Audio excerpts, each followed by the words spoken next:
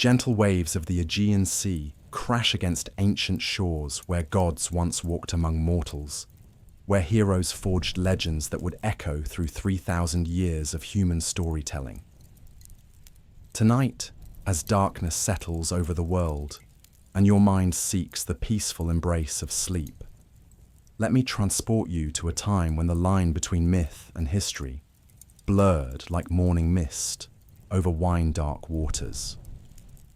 This is the complete story of the Trojan War, told in its entirety, as it was meant to be experienced. Not fragmented episodes or scattered highlights, but the full epic tapestry woven by countless generations of storytellers who understood that some tales are too magnificent to be rushed, too profound to be abbreviated. As your consciousness drifts toward dreams, allow these ancient voices to guide you through the greatest story ever told, where divine jealousy sparked a decade of bloodshed, where the most beautiful woman who ever lived became both prize and curse, and where heroes discovered that immortal glory comes at the ultimate price. The archaeological record whispers secrets from beneath Turkish soil, where Heinrich Schliemann's audacious excavations revealed that legendary Troy was no mere figment of poetic imagination. Recent discoveries of 3,500-year-old slingstones and weapons confirm what scholars have long suspected. The destruction layer dating to 1200 BCE speaks of violent conflagration, of a city that fell after desperate siege, of defenders who never lived to gather their scattered ammunition. The ruins themselves bear witness to Homer's truth, that behind the mythic grandeur lay genuine human suffering, real bronze-tipped spears that drew actual blood, and walls that truly trembled beneath the weight of destiny. But our story begins not with archaeology's cold testimony, but in the celestial realm where immortal beings nursed grudges that would reshape the mortal world. Picture, if you will, the wedding feast of Peleus and Thetis, a celebration that should have marked the joyous union of a mortal hero with a sea goddess. Golden chalices caught the light of divine flames, while ambrosia perfumed the air with sweetness beyond mortal comprehension. Every deity of importance had gathered to honor this blessed matrimony. Every god and goddess save one whose absence would prove more consequential than any presence. Eris, the goddess of discord, stood excluded from this celestial celebration, her invitation mysteriously absent from those delivered by Hermes himself. In the shadow of her wounded pride, she conceived a revenge that would cascade through generations of mortal bloodshed. With divine cunning that matched her bitter resentment, she crafted a golden apple of such perfect beauty that it seemed to capture sunlight itself within its burnished surface. Upon this fruit of temptation, she inscribed 3 simple words that would topple kingdoms and launch 1,000 ships toward destiny. "For the fairest," read the inscription, each letter etched with malice aforethought. Then, like a serpent introducing poison into paradise, Eris cast her golden gift among the assembled deities and vanished into the shadows from which she had emerged. The apple rolled across polished marble floors. Goddesses would spy it simultaneously, certainty of her own supremacy. Athena, grey, coming to rest where 3 of the heavens, and Zeus's imperious wife, her eyes flashing with the Hera, queen-eyed goddess of wisdom and warfare, her mind already calculating the political implications of divine beauty contests. And Aphrodite, golden goddess of love and desire, whose very essence seemed to shimmer with the promise of passion unleashed. Each goddess reached for the apple with the conviction that clearly, obviously, indisputably, she alone deserved recognition as the fairest among immortals. But divine certainty, when multiplied by 3, creates not clarity but chaos. The wedding feast dissolved into acrimonious debate as each goddess presented her case with the full force of divine rhetoric. Hera spoke of her royal bearing, her position as Queen of Olympus, her dignity that commanded respect from gods and mortals alike.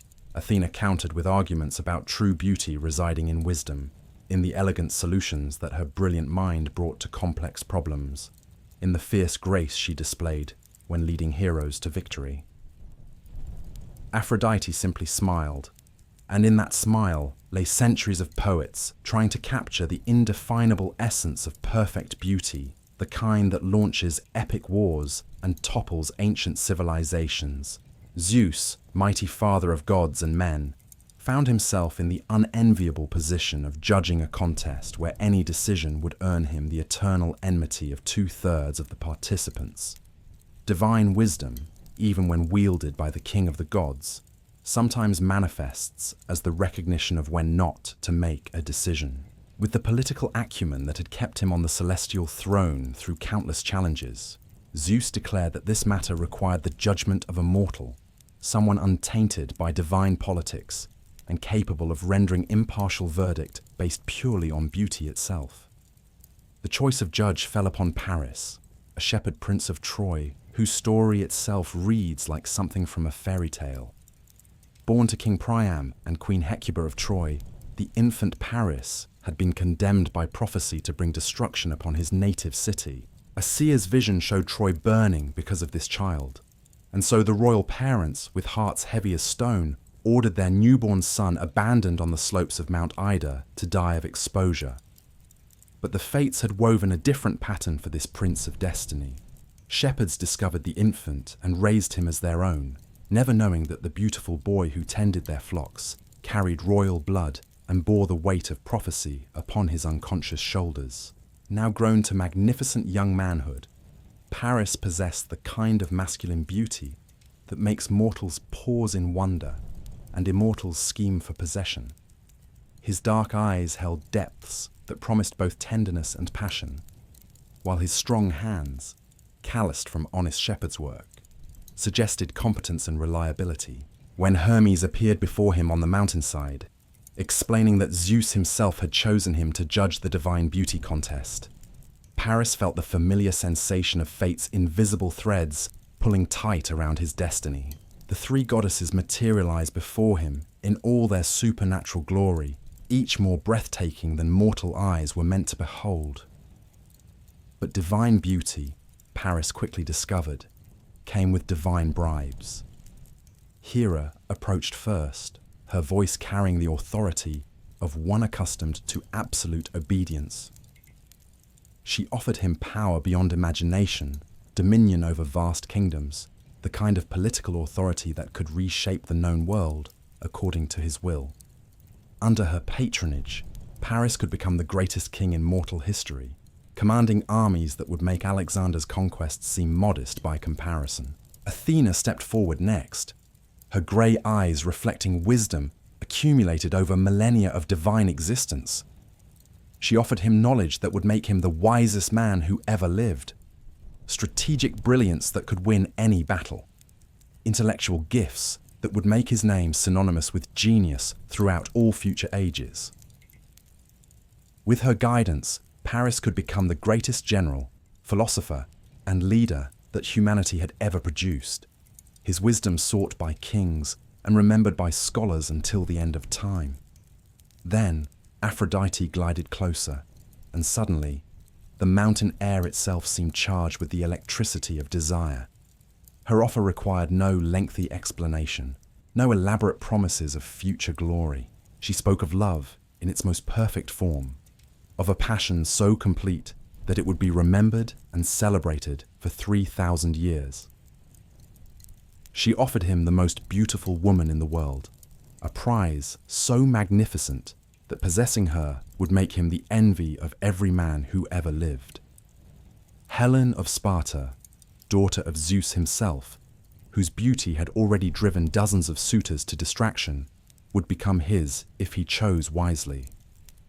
Paris, young and overwhelmed by desires he barely understood, made the choice that would echo through eternity. The golden apple passed into Aphrodite's hands, and with it, the fate of 2 nations was sealed. The goddess of love smiled with triumph, while Hera and Athena exchanged glances that promised vengeance would follow this slight.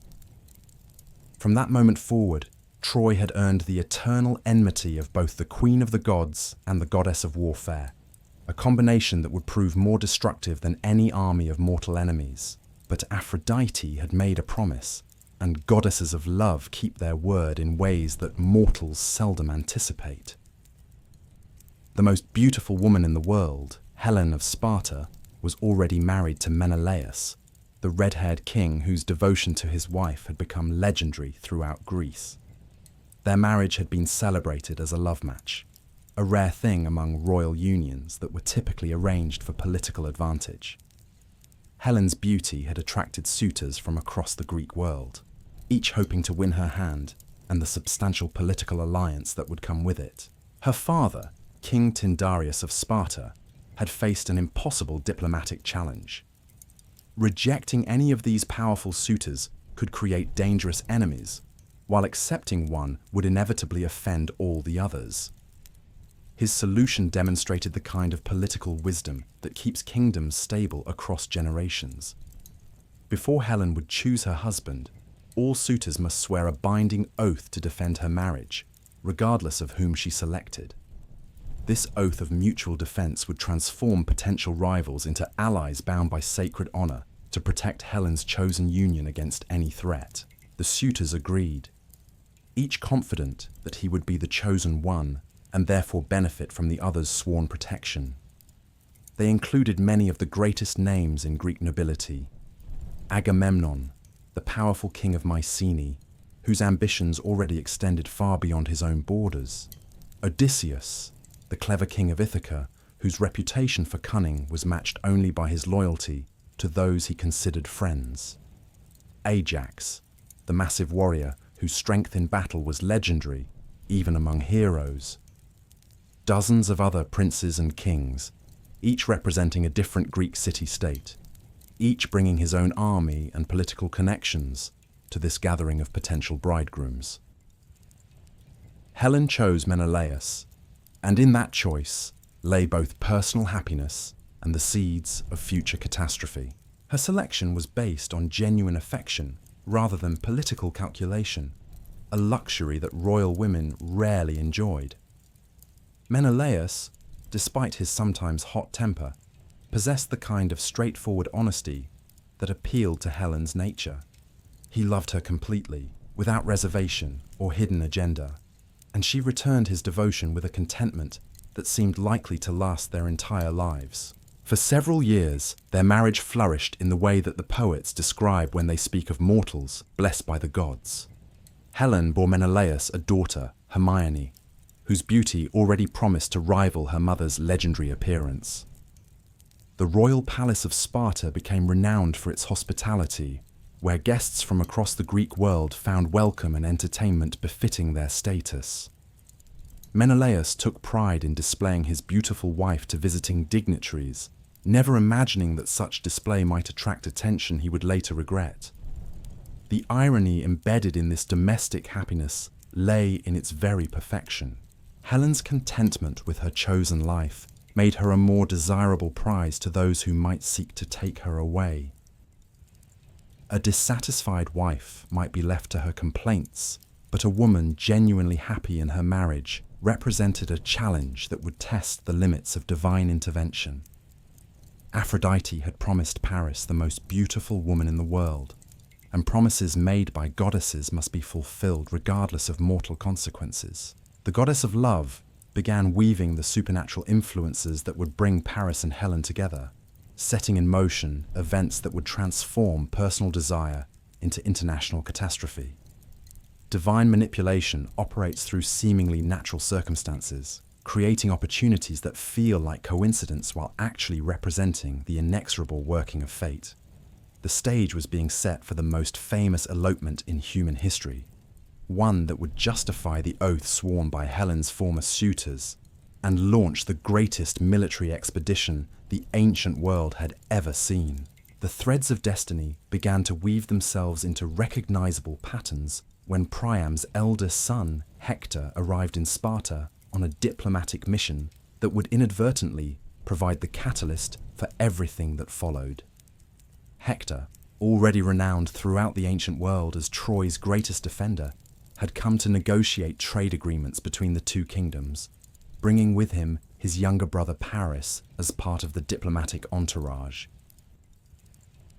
The reunion between the abandoned prince and his royal family had occurred only months earlier, when an athletic competition revealed Paris's true identity through his extraordinary prowess in contests that seemed to unlock memories buried deep in royal bloodlines. Paris had distinguished himself so remarkably in games held to honor a deceased prince that old servants recognized familiar gestures, familiar expressions, the unmistakable bearing of Trojan royalty that no amount of shepherd's upbringing could entirely suppress. King Priam, despite the ancient prophecy that had caused him to abandon this son, welcomed Paris back to the royal household with the complex emotions of a father who had chosen duty over paternal love. The young man who returned to Troy brought with him not only the rustic strength of mountain life, but an otherworldly handsomeness that made both men and women pause in wonder when he passed through palace corridors. Hecuba, the queen mother whose heart had broken when she surrendered her infant to the mountain's mercy, found herself torn between joy at her son's return and dread at prophecy's implications. She had spent 20 years wondering what became of the child she had loved enough to sacrifice, and now he stood before her transformed into a young god, whose beauty seemed to illuminate whatever room he entered. The shepherds who had raised him spoke of his kindness to animals, his skill with both lyre and bow, his ability to settle disputes with words that somehow satisfied all parties involved. Yet beneath these admirable qualities, careful observers detected something else, a restlessness that suggested divine forces were stirring within him. The diplomatic mission to Sparta proceeded according to established protocols for international relations between powerful kingdoms. Hector, as crown prince and military commander, represented Troy's official interests with the gravity and competence that had made him respected throughout the Eastern Mediterranean. The trade negotiations involved complex arrangements for shipping routes, taxation of merchant vessels, mutual defense agreements, and the delicate balance of competing interests that characterized Bronze Age diplomacy. These discussions required weeks of careful deliberation, creating extended opportunities for cultural exchange between the visiting Trojans and their Spartan hosts. Menelaus received his guests with the generous hospitality that Greek culture demanded of kings entertaining foreign royalty. The palace's great hall was prepared for feasting that would demonstrate Spartan wealth and sophistication, while honoring the visitors according to their royal status.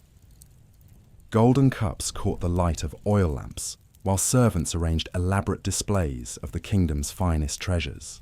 Tapestries depicting heroic exploits decorated walls that would witness conversations destined to be remembered long after the speakers had joined their ancestors in the shadowy realm of the dead. Helen entered this diplomatic gathering as queen and hostess, her role requiring her to welcome the foreign princes with appropriate ceremony while maintaining the dignity befitting her station. Custom dictated that she should appear before important guests, offering them the ritual hospitality that honored both her husband's kingdom and their own royal lineage. When she first encountered Paris in the Great Hall, surrounded by the formal pageantry of international diplomacy, neither could have predicted the supernatural forces already aligning to transform duty into desire. The moment when their eyes met across that crowded hall has been described by poets for 3 millennia, each attempting to capture the instantaneous transformation that occurred when Aphrodite's promise began to manifest itself in mortal hearts. Helen, who had known contentment and affection, but never the devastating passion that reshapes entire lives, felt something fundamental shift within her consciousness. Paris, who had chosen love over wisdom or power without understanding what such choice might demand, discovered that divine with gifts come consequences that extend far beyond the original bargain. Aphrodite's influence operated not through crude enchantment, but through the amplification of natural attraction until it became irresistible compulsion. Helen found herself thinking about the handsome Trojan prince during moments when her mind should have been occupied with queenly duties. Paris discovered that diplomatic conversations became impossible to follow when Helen was present, her beauty creating a distraction so complete that Hector began to notice his brother's unusual inattention to matters of state importance. The supernatural nature of their attraction manifested in ways that seemed natural to those experiencing them, while remaining obvious to outside observers possessed of mythological perspective. Helen began finding excuses to visit areas of the palace where the Trojan delegation was housed, her presence explained by hostess obligations that seemed to require increasingly frequent attention. Paris volunteered for duties that would bring him into contact with the Spartan queen, his helpful suggestions earning approval from Hector, while serving purposes that had nothing to do with diplomatic success. Their first private conversation occurred in the palace gardens, where Helen had come to gather flowers for the evening feast, and Paris had wandered while seeking solitude to contemplate the growing turmoil in his heart. The encounter seemed accidental to both participants, though divine manipulation rarely announces itself through obvious supernatural phenomena. Instead, Aphrodite's influence worked through the kind of meaningful coincidences that lovers throughout history have interpreted as evidence of destiny's favor. They spoke initially of innocent topics. Helen inquired about life in Troy, about the great city's reputation for impregnable walls and sophisticated culture. Paris described the view from Ilium's highest towers, where one could see across the Hellespont toward distant lands that beckoned with promises of adventure and discovery. Their conversation gradually shifted toward more personal subjects, as each discovered in the other a mind that seemed uniquely capable of understanding thoughts that had never been shared with anyone else. Helen found herself revealing dissatisfactions she had never acknowledged even to herself, speaking of the predictable rhythms of royal life that sometimes felt like golden chains binding her to expectations rather than authentic choice. Paris confessed his struggle with identity, the confusion of a man raised as a shepherd who had discovered himself to be a prince, uncertain whether his true nature lay in simple mountain life or complex palace politics. These confidences, exchanged in the perfumed evening air of Spartan gardens, created bonds of intimacy that transcended the formal relationships typically maintained between foreign royalty and their hosts. Neither recognized the supernatural origin of emotions that felt entirely natural and inevitable. The goddess of love works most effectively when her subjects believe themselves to be acting from free will rather than divine compulsion. Helen's growing fascination with Paris seemed like the awakening of passions that her marriage, however affectionate, had never truly stirred. Paris's obsession with the Spartan queen felt like the fulfillment of desires he had never been able to articulate, but had always carried in his heart like seeds waiting for proper conditions to bloom. Menelaus, absorbed in the complex negotiations that occupied most of his attention, failed to notice the developing attraction between his wife and their handsome guest. The red-haired king trusted Helen completely, their years of marriage having created confidence that she would never violate the bonds they had forged together. His trust was not misplaced in any ordinary sense, as Helen had never given him reason for suspicion and had shown no previous interest in other men, despite the many opportunities that royal life provided for such temptations. Hector, however, possessed the kind of observational skills that made him Troy's most effective military commander, and he began to detect subtle changes in his brother's behavior that suggested dangerous developments. Paris showed less interest in the diplomatic proceedings that had supposedly brought him to Sparta, his attention wandering during discussions that should have engaged his intelligence and ambition. More concerning still, Hector noticed how Paris's eyes sought Helen during formal gatherings, following her movements with an intensity that threatened to become obvious to others besides his watchful brother. The Crown Prince of Troy found himself facing a delicate situation that required immediate attention before it developed into international incident. His diplomatic mission was proceeding successfully, with trade agreements taking shape that would benefit both kingdoms substantially. These negotiations represented months of preparation and could establish economic relationships that would last for generations. Yet his brother's growing infatuation with their host's wife threatened to destroy everything they had accomplished, while potentially creating the kind of diplomatic crisis that could lead to war between previously friendly nations. Hector attempted to address the situation through indirect means, suggesting that perhaps the diplomatic mission had accomplished its primary objectives and should be concluded before other matters arose to complicate their success. He reminded Paris of responsibilities waiting in Troy, of their father's expectations for his recently returned son, of the many opportunities for advancement that awaited a prince who applied himself diligently to mastering the arts of leadership. These subtle warnings fell on ears deafened by passion that had moved far beyond rational consideration of consequences. The crisis reached its inevitable climax when Menelaus announced his intention to travel to Crete for his grandfather's funeral, a journey that would require several weeks' absence from Sparta. Custom demanded that he personally represent his family at these obsequies, while diplomatic protocol suggested that the Trojan delegation should remain as honoured guests until his return allowed for proper conclusion of their negotiations.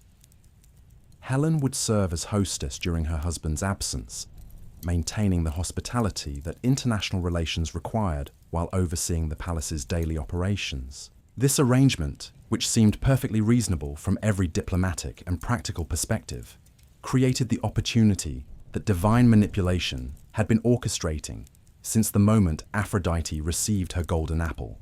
Helen and Paris would be thrown into close proximity without the moderating presence of Menelaus, their attraction having already progressed beyond the point where honour or duty could reasonably be expected to provide sufficient restraint. The stage was set for the elopement that would transform personal passion into the cause of history's most famous war.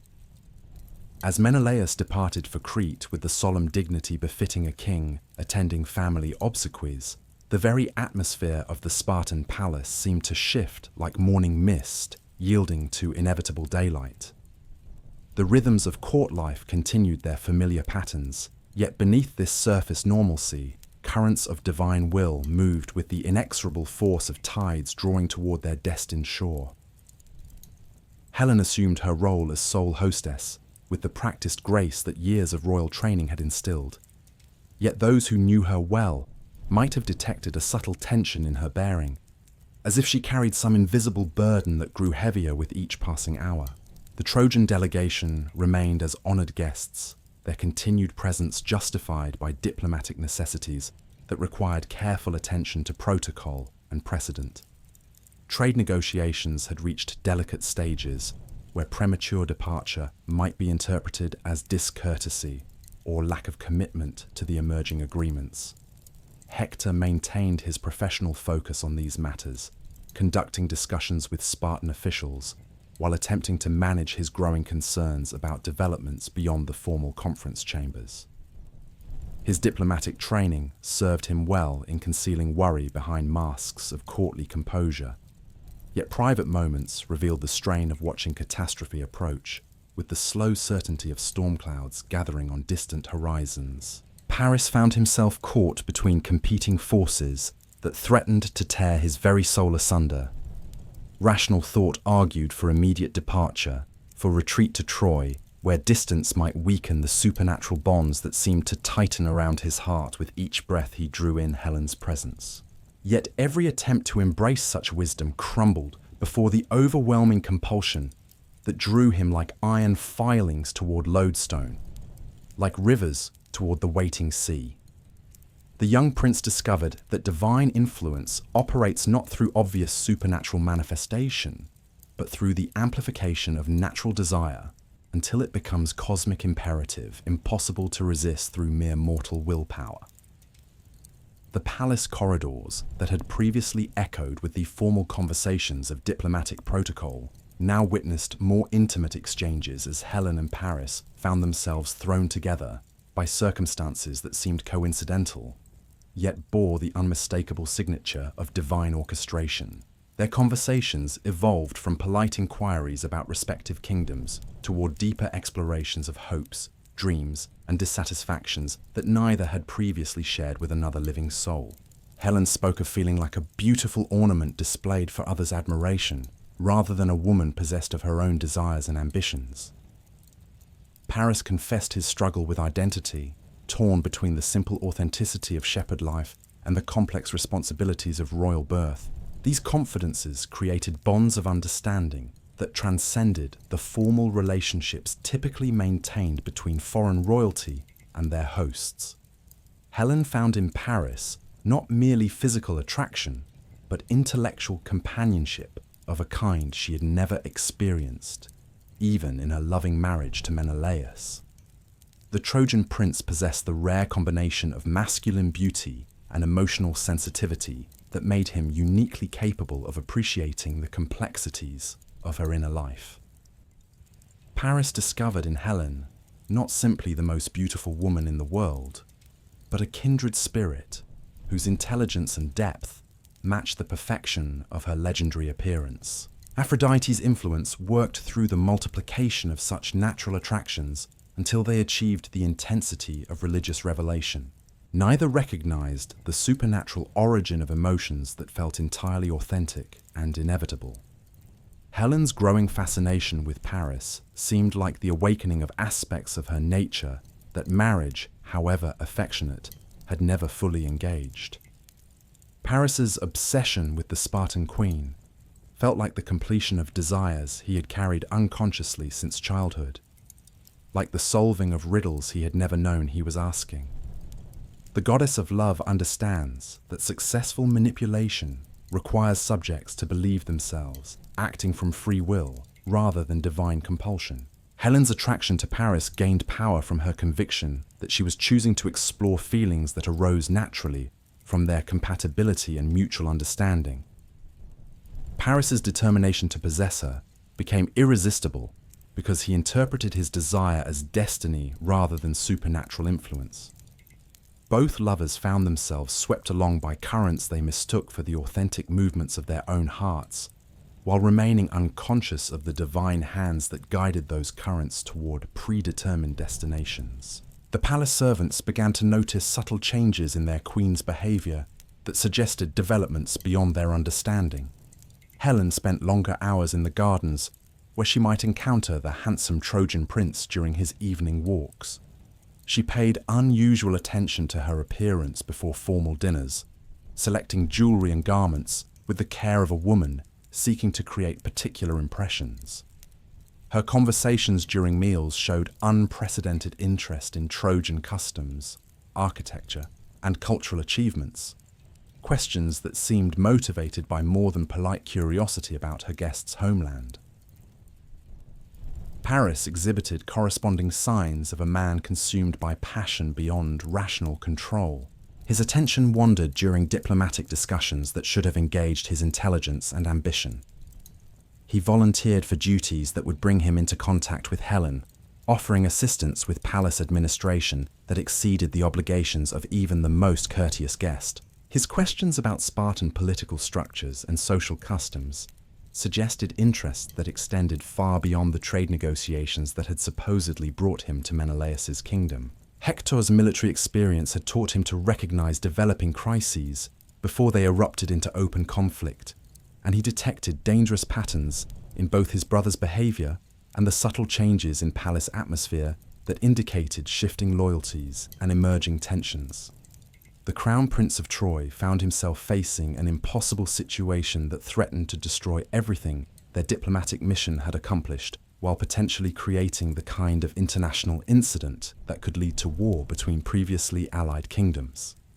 His attempts at indirect intervention through suggestions about concluding their visit met with responses that made clear his brother's determination to remain in Sparta, regardless of consequences. The inevitable crisis approached with the measured pace of fate, fulfilling ancient prophecies. Helen and Paris began meeting in secluded areas of the palace, where their conversations could proceed without observation, by servants or guards whose gossip might reach ears that would interpret such encounters as evidence of impropriety. These clandestine meetings carried the intoxicating excitement of forbidden pleasure, while maintaining the fiction that they were merely deepening their friendship through innocent exchanges of cultural information and personal philosophy. Their first kiss occurred in the palace's sacred grove, where Helen had come to make offerings to Artemis and Paris had followed under pretense of curiosity about Spartan religious practices. The encounter seemed accidental to both participants, though divine manipulation rarely announces itself through obvious supernatural phenomena. Instead, Aphrodite's influence worked through the kind of meaningful coincidences that lovers throughout history have interpreted as evidence of destiny's favor rather than goddesses' scheming. The moment when their lips met marked the point of no return for both their individual destinies and the fate of two great civilizations. Helen felt something fundamental shift within her consciousness, as if she had been sleepwalking through her previous life and only now experienced true awakening. Paris discovered that all his previous experiences of attraction had been pale shadows of this overwhelming revelation of what passion could become when blessed by divine favor. Neither recognized that their moment of perfect connection had been purchased with the future suffering of countless innocent victims whose lives would be sacrificed to fulfill the goddess's promise. The supernatural nature of their bond manifested in ways that seemed entirely natural to those experiencing them, while remaining obvious to outside observers possessed of mythological perspective. Helen found herself unable to concentrate on queenly duties that had previously engaged her intelligence and sense of responsibility. Palace administration suffered as she delegated increasingly important decisions to subordinates, while her thoughts remained focused on the next opportunity to see Paris privately. Her marriage to Menelaus, which had provided contentment and affection for years, suddenly felt like imprisonment within bonds that prevented her from embracing her authentic destiny. Paris experienced corresponding transformations that revealed the complete reordering of his priorities and values. The diplomatic mission that had brought him to Sparta became irrelevant compared to his determination to possess the woman who had awakened desires he had never known he carried. His loyalty to Troy, his duty to family, his obligations to the brother who had trusted him with important responsibilities, all faded before the overwhelming compulsion to claim Helen as his own, regardless of consequences that such possession might unleash upon the world. The lovers began planning their elopement with the desperate cunning of conspirators, organizing revolution against established order. Helen possessed detailed knowledge of palace security procedures, guard rotation schedules, and the safest routes for departing Sparta without detection. Her position as queen provided access to royal treasury, enabling her to gather portable wealth sufficient to support extended travel toward Troy. Paris contributed knowledge of ships and sailing routes, having learned navigation during his years as shepherd, when he occasionally assisted fishermen and traders who operated along the coast near Mount Ida. Their plans required careful coordination of multiple elements, each dependent upon precise timing and flawless execution. Helen would need to gather personal possessions without arousing suspicion among servants who knew her habits intimately. Paris required access to fast ships capable of reaching Troy before pursuit could overtake them. Both needed alibis that would delay discovery of their absence long enough to achieve sufficient head start towards sanctuary within Priam's impregnable walls. The night chosen for their departure arrived with the kind of supernatural perfection that confirmed divine involvement in mortal affairs. Storm clouds obscured the moon while providing convenient darkness for clandestine movement, yet the winds remained favorable for rapid sailing once they reached the harbor where Paris had arranged for vessels to await their arrival. Helen moved through the palace corridors like a phantom, gathering jewelry, precious objects, and personal treasures that would serve both sentimental and practical purposes during their journey to new life in Troy. Her selections revealed the complexity of emotions driving her toward this irrevocable decision. Alongside valuable items that could be sold or traded for necessities, she packed mementos from her childhood, gifts from her father that carried memories of innocent happiness before duty and marriage had defined the boundaries of her existence. A golden mirror that had belonged to her mother, accompanied practical clothing suitable for extended travel. Letters from friends and family joined maps and documents that would prove useful in foreign lands where her identity might require verification. Paris waited in the sacred grove where they had first kissed, his heart pounding with anticipation and terror as he contemplated the magnitude of what they were attempting. The young prince understood that success would transform him from honored guest to international fugitive, that crossing this threshold would make him enemy to every Greek king who had sworn the oath to defend Helen's marriage. Yet such rational considerations seemed insignificant compared to the overwhelming necessity of claiming the woman who had become essential to his very existence. The moment when Helen appeared among the olive trees marked the point where personal desire became historical catastrophe. She moved like a dream-given substance, her beauty enhanced rather than diminished by the practical traveling clothes that replaced her usual royal garments. In her hands she carried a small casket containing her most precious possessions, while her eyes held the mixture of fear and exhilaration that accompanies irrevocable decisions made in defiance of every conventional wisdom and social expectation. Their escape from Sparta proceeded with the supernatural smoothness that indicated divine assistance in mortal endeavors.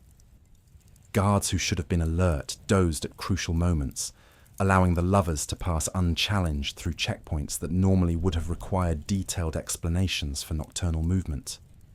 Dogs that might have barked remained mysteriously silent, while servants who typically rose early for daily duties remained deep in sleep that would continue until discovery could no longer prevent successful departure. The harbour held ships prepared for immediate sailing, their crews having been told they would transport diplomatic correspondence to Troy with unusual urgency that required departure during darkness. Paris's arrangements had been made through intermediaries who understood only fragments of the complete plan, preventing any single individual from possessing information that could compromise the entire operation. The vessels themselves represented the finest examples of Bronze Age maritime technology, built for both speed and seaworthiness, with crews experienced in the dangerous waters between Greece and Troy. As their ships cleared Spartan territorial waters and set course toward the rising sun that would illuminate their approach to Troy, Helen and Paris stood together at the stern, watching the Greek coastline disappear into morning mist. Both understood that they were leaving behind not merely kingdoms and families, but entire identities that could never be reclaimed. Helen would never again be the innocent queen of Sparta, while Paris had transformed himself from diplomatic prince into the man whose actions would launch history's most famous war. The voyage to Troy passed like a dream, suspended between waking and sleeping, reality and myth, personal happiness and cosmic catastrophe. Helen discovered that her decision had liberated aspects of her nature that marriage and royal duty had kept carefully constrained. Paris found in possession of his heart's desire not the satisfaction he had anticipated, but rather intensification of passions that seemed to grow stronger, rather than weaker through fulfillment. Both lovers remained unconscious of the supernatural forces that had manipulated their choices, while celebrating what felt like triumph over conventional limitations that had previously defined their lives. Their arrival at Troy created the kind of sensation that reverberates through history books and epic poetry for thousands of years. The great city's walls had witnessed many remarkable events during centuries of prosperity and conflict, yet never before had they sheltered fugitives whose very presence guaranteed that armies would gather against them. King Priam faced an impossible choice between honoring hospitality laws that demanded protection for guests and avoiding the international crisis that harboring Helen would certainly provoke. Queen Hecuba remembered ancient prophecies about her son bringing destruction upon Troy, warnings that seemed to be fulfilling themselves through developments beyond any mortal power to prevent or control. The people of Troy found themselves divided between admiration for Helen's legendary beauty and terror at the consequences that her presence would bring upon their previously secure city. Many had heard stories about the oath sworn by her former suitors, understanding that Greek honor would demand military response to what could only be interpreted as an act of war against Menelaus and his kingdom. Yet seeing Helen walk through Troy's streets created the kind of wonder that makes rational consideration of consequences seem almost irrelevant compared to the privilege of witnessing perfection made manifest in human form. Paris presented his actions as love triumphant over artificial barriers, arguing that true affection should not be constrained by marriages arranged for political convenience rather than emotional compatibility. His rhetoric emphasized themes of personal authenticity and individual choice that would resonate with romantic sensibilities throughout subsequent centuries.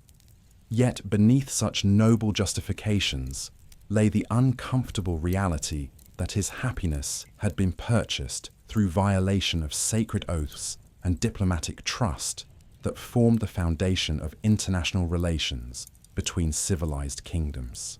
The news of Helen's elopement reached Menelaus in Crete through messengers whose urgent arrival interrupted funeral rites with reports that transformed personal grief into national emergency.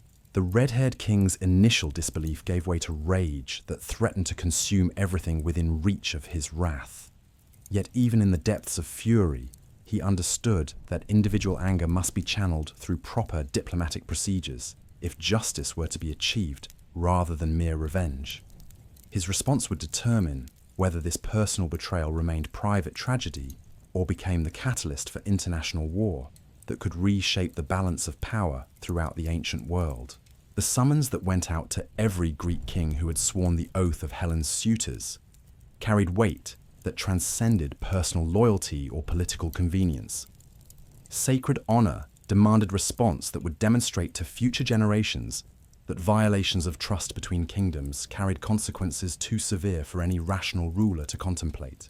The oath had been designed precisely to prevent the kind of crisis that Helen's elopement had created, transforming what might have been local conflict into collective responsibility that required coordinated military response from the entire Greek world. As ships began gathering at Aulis, and warriors sharpened weapons that had not tasted blood for years of peaceful prosperity, the supernatural forces that had orchestrated these events prepared to witness the full flowering of divine vengeance expressed through mortal warfare. The Trojan War had begun, not with battle cries or clashing bronze, but with a kiss exchanged in moonlit gardens and ships departing in darkness toward destiny that would consume a generation of heroes in flames that would illuminate human imagination for 3,000 years of storytelling yet to come.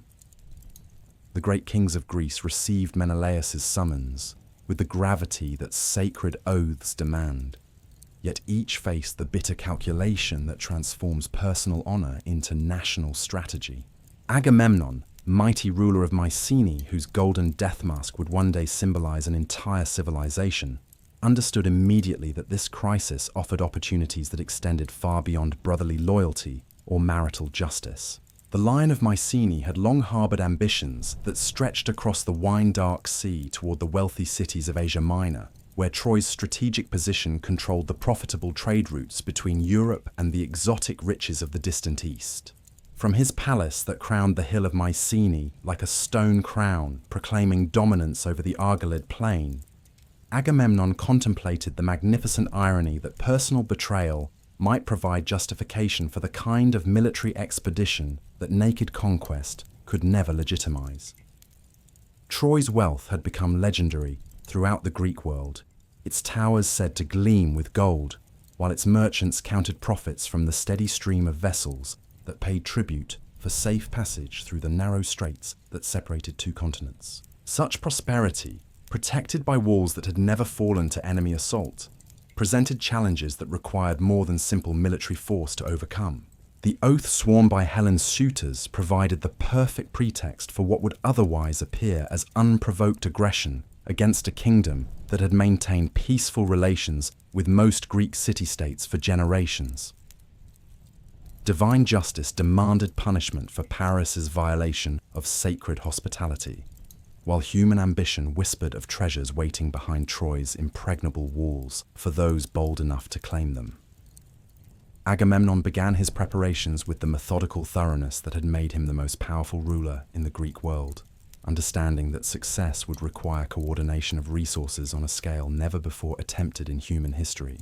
Odysseus received the royal summons on his beloved island of Ithaca, where the salt breeze carried news that would transform his life from peaceful domesticity into legendary adventure. The clever king, whose name would become synonymous with cunning intelligence, found himself torn between conflicting loyalties that tested even his remarkable ability to navigate complex political situations. His oath bound him to support Menelaus's cause, yet his heart remained anchored to the rocky shores where his infant son Telemachus had only recently learned to walk on unsteady legs that promised future strength. Penelope, his wise and beautiful queen, understood the implications of the gathering storm before her husband's messengers had finished delivering Agamemnon's formal demands for military participation. Her weaving, which had occupied idle hours during peaceful years, suddenly acquired the desperate urgency of a woman trying to hold together the fabric of domestic happiness while supernatural forces conspired to tear her family apart. The loom that had produced tapestries celebrating mythical heroes now seemed to mock her with images of glory that demanded separation from everything that made existence meaningful. The king of Ithaca attempted one of the most famous deceptions in mythological history, pretending madness by yoking an ox and an ass together to plough the seashore while sowing salt instead of seeds. This apparent insanity might have provided escape from military obligations that promised years of absence from family and kingdom, yet divine justice operates through mortal agents who possess their own supernatural cunning. Palamedes, arriving to verify Odysseus's condition, placed infant Telemachus directly in the path of the bizarre plough team, creating a test that no truly mad father could fail. Odysseus's immediate swerving to avoid harming his son revealed the calculated nature of his apparent insanity, while simultaneously condemning him to participation in the expedition against Troy. The moment when he abandoned his charade marked not merely the end of a clever stratagem, but the beginning of 20 years of wandering that would transform him from contented island king into the most travelled hero in ancient literature. His reluctant acceptance of military duty carried with it the seeds of adventures that would take him to the edge of the known world and beyond, through encounters with monsters and gods that would test every aspect of his legendary intelligence. The gathering at Aulis transformed a scattered collection of independent Greek kingdoms into the largest military force that had ever assembled under unified command. Ships arrived daily from every corner of the Greek world, their hulls heavy with warriors, weapons, and supplies necessary for what everyone understood would be an extended campaign against one of the strongest fortified cities in the known world. The harbour that had once accommodated fishing vessels and occasional merchant traders now hosted a forest of masts that blocked out portions of the sky, while bronze spear points caught sunlight like deadly stars fallen to earth. Ajax, the massive warrior whose strength had become legendary even among a generation of heroes, brought contingents from Salamis whose battle cries would soon echo across the plains of Troy. His physical presence dominated any gathering of warriors, standing head and shoulders above men who were themselves considered giants among ordinary mortals. The shield he bore measured 7 layers of oxhide reinforced with bronze, creating defensive protection that could shelter multiple warriors, while his spear required both hands of lesser men merely to lift from the ground.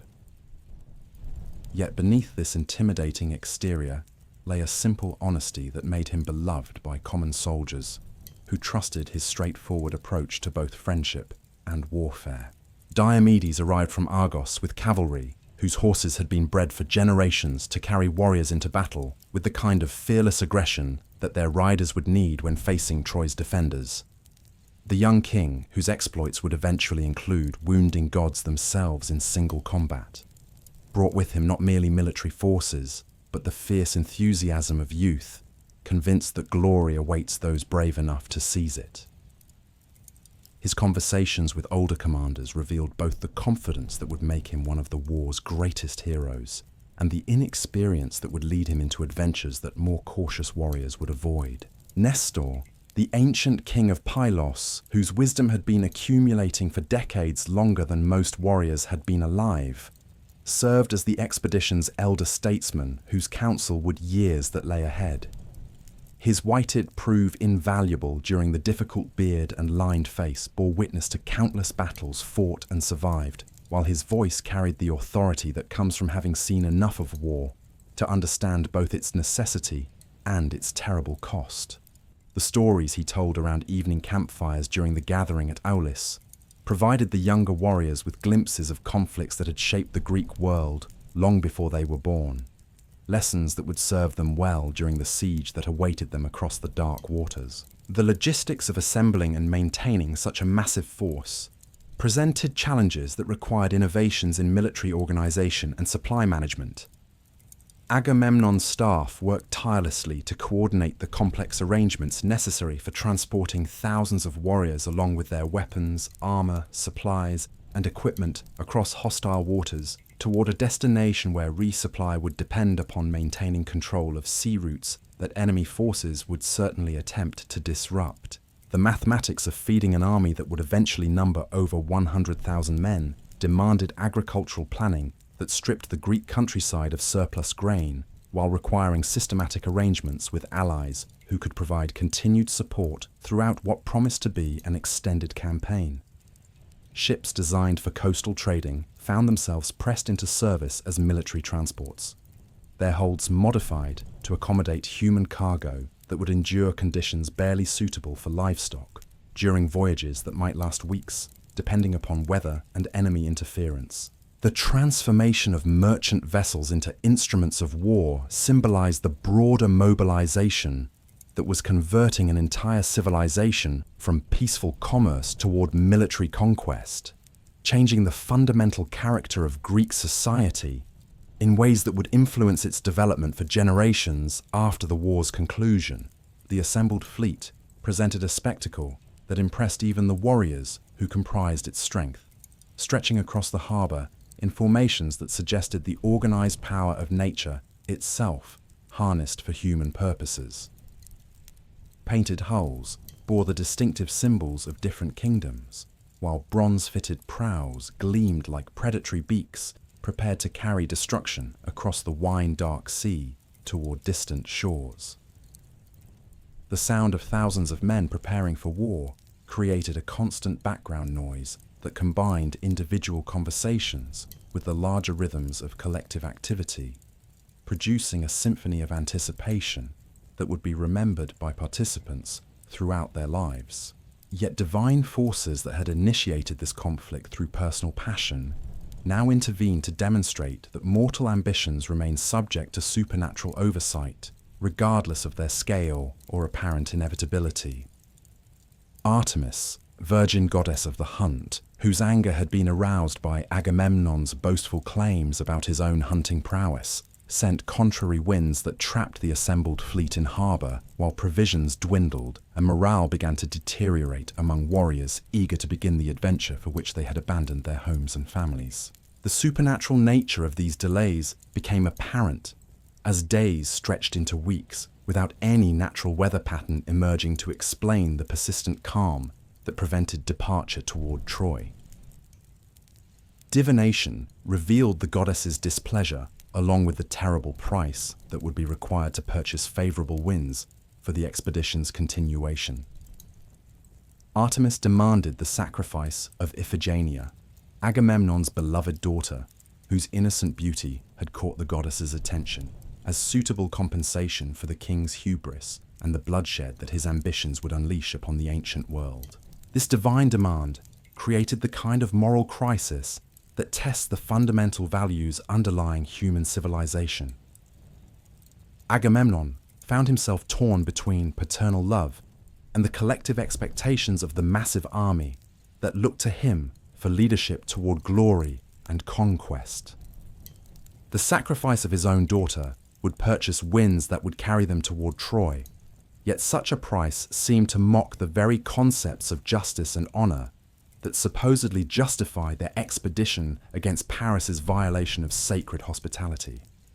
The king's struggle with this impossible choice revealed the complex psychology of a leader whose personal ambitions had become entangled with larger historical forces beyond any individual's control. His love for Iphigenia was genuine and profound, yet his commitment to the expedition represented obligations to allies whose support had required promises that could not be abandoned without destroying his credibility as a leader worthy of commanding such an unprecedented military force. The goddess's demand transformed what had begun as a war of justice into a test of whether human ambition could justify the kind of sacrifice that violates the most fundamental bonds of family affection. Iphigenia's arrival at Aulis, summoned by her father's message claiming that she would be married to Achilles in a ceremony celebrating their departure for Troy, created one of the most tragic scenes in ancient literature. The innocent princess, whose beauty rivaled even Helen's legendary appearance, came prepared for wedding celebrations that would mark her transition from childhood to the honored status of wife to the greatest warrior in the Greek army. Her excitement about seeing the assembled heroes and witnessing the departure of the mighty fleet transformed the deception that had brought her to camp into a cruelty that seemed to exceed even the gods' typical indifference to mortal suffering.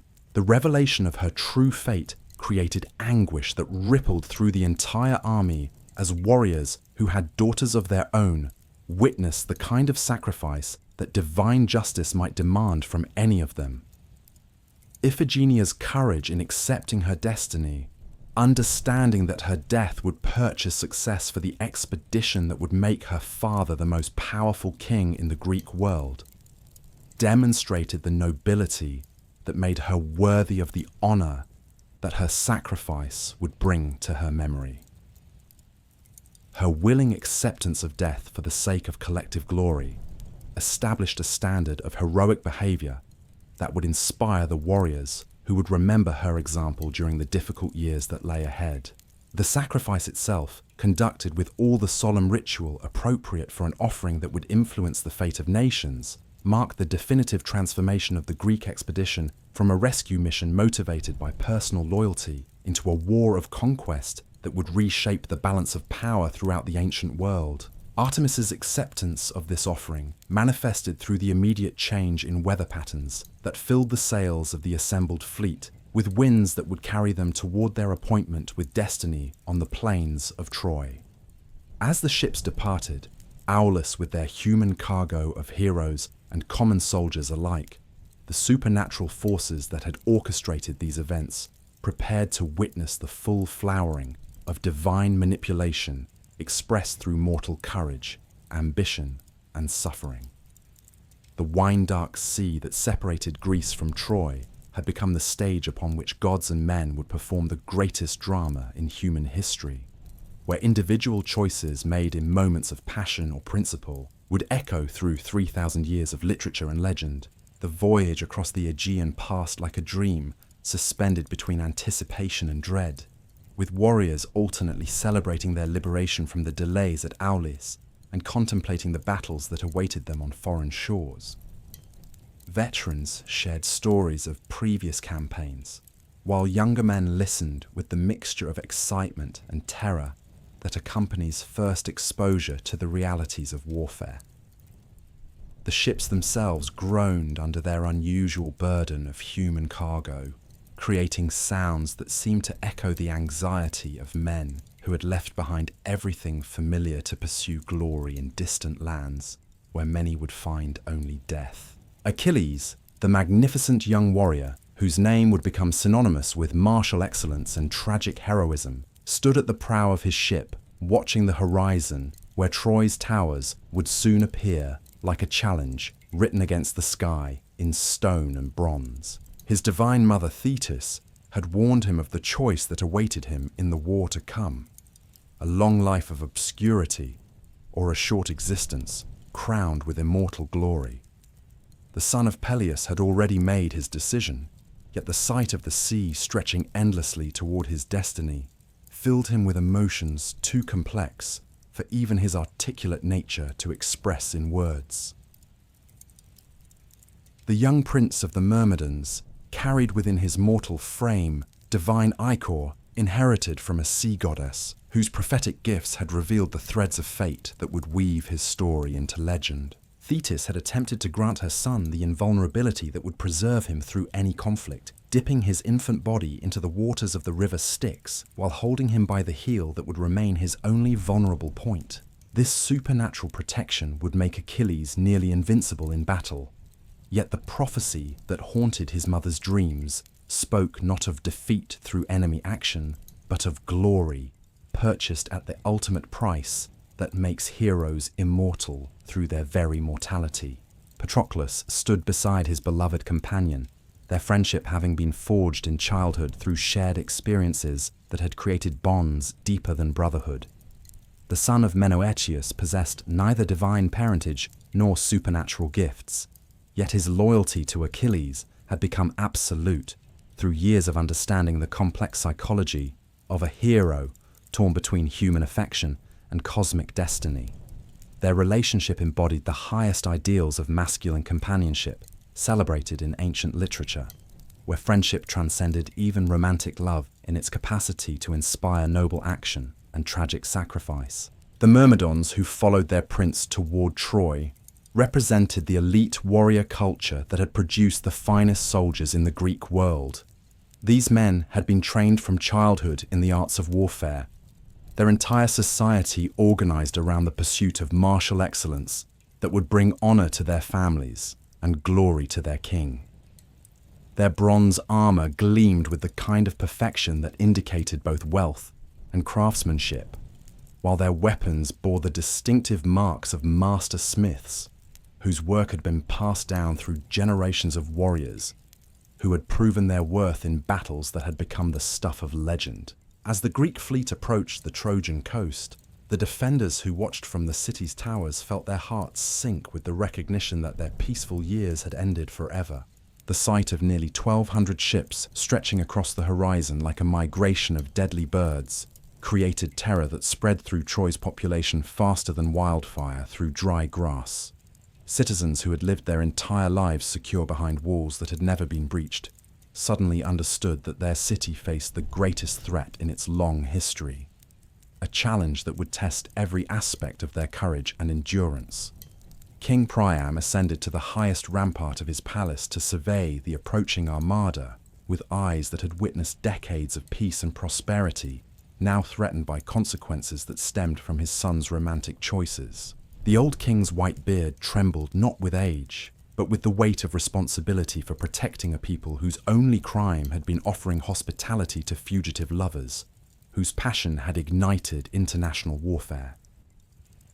His advisors gathered around him like shadows, their faces reflecting the same mixture of determination and despair that accompanies the recognition that survival depends upon achieving the impossible.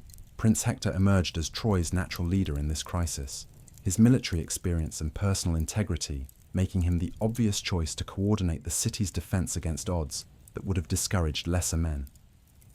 The Crown Prince understood immediately that conventional tactics would prove inadequate against such overwhelming numerical superiority, requiring innovative strategies that could maximize Troy's advantages while minimizing the enemy's capacity to exploit their superior numbers.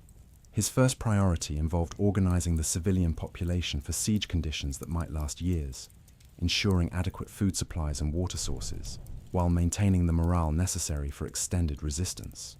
The great walls of Troy had been constructed over centuries by master builders who understood that their work must withstand not merely human assault, but the test of time itself.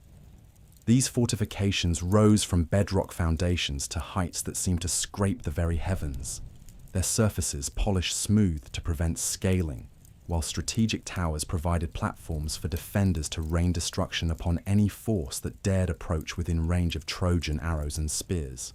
Archaeological evidence would later confirm that these defenses represented the pinnacle of Bronze Age military architecture, designed by engineers whose expertise had been accumulated through generations of warfare against enemies who had learned to respect Troy's reputation for impregnability.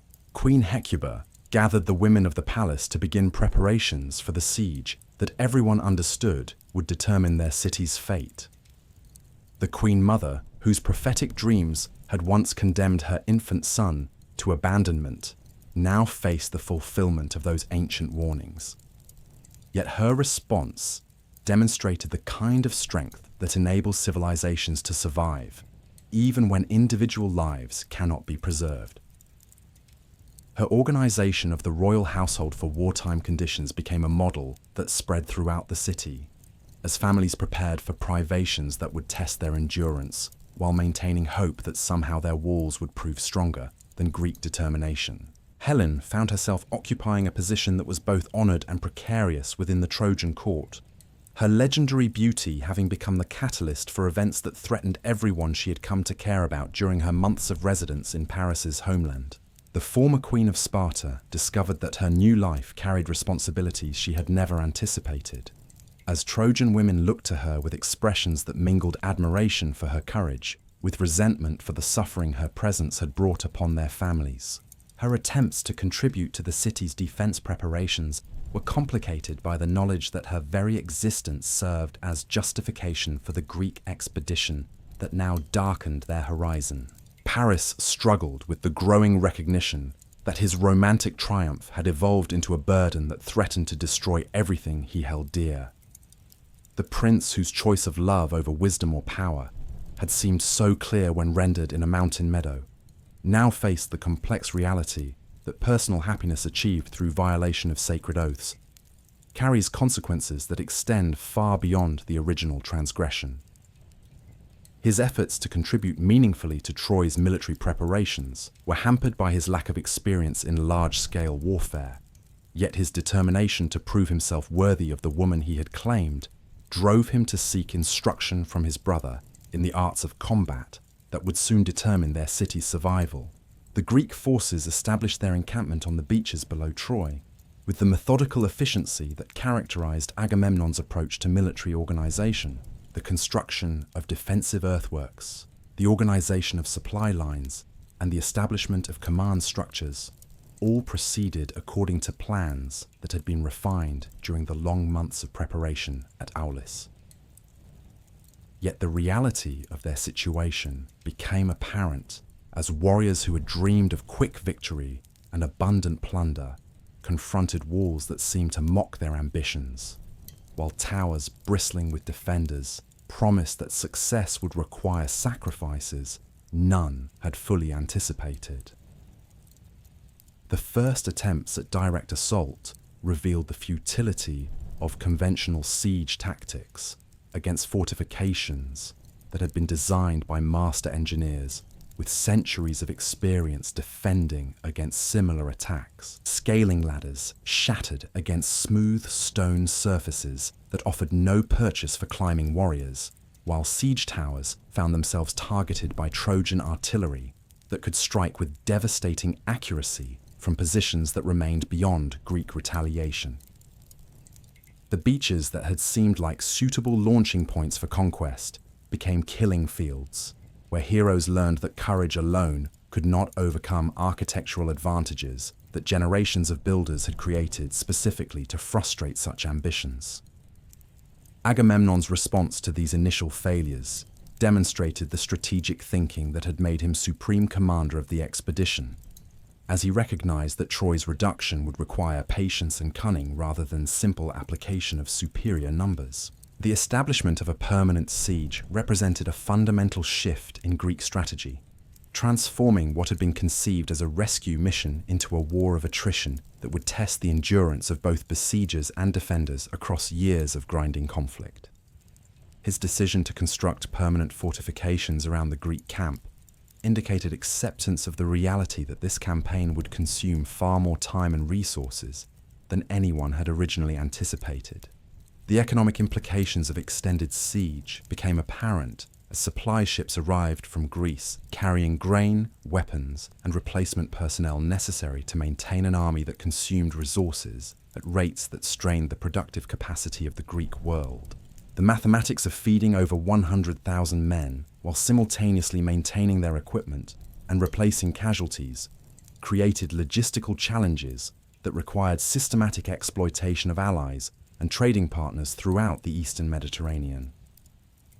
Raids against Trojan tributaries and neutral cities became necessary not merely for strategic advantage, but for the basic survival of the Greek expedition, transforming their war of justice into a broader campaign of conquest and plunder. The siege settled into rhythms that would define the next decade of conflict, as both sides adapted to the reality that victory would require endurance rather than brilliant tactical innovations. Greek warriors, who had expected to return home as heroes within months, found themselves constructing permanent shelters and establishing relationships with women captured during raids against cities that had the misfortune to support Troy's cause. Trojan defenders, who had initially believed their walls would discourage the invaders within weeks, discovered that their enemy possessed the determination and resources necessary to maintain pressure indefinitely. Individual combats between champions began to assume greater importance as both armies sought ways to maintain morale during the grinding monotony of siege warfare.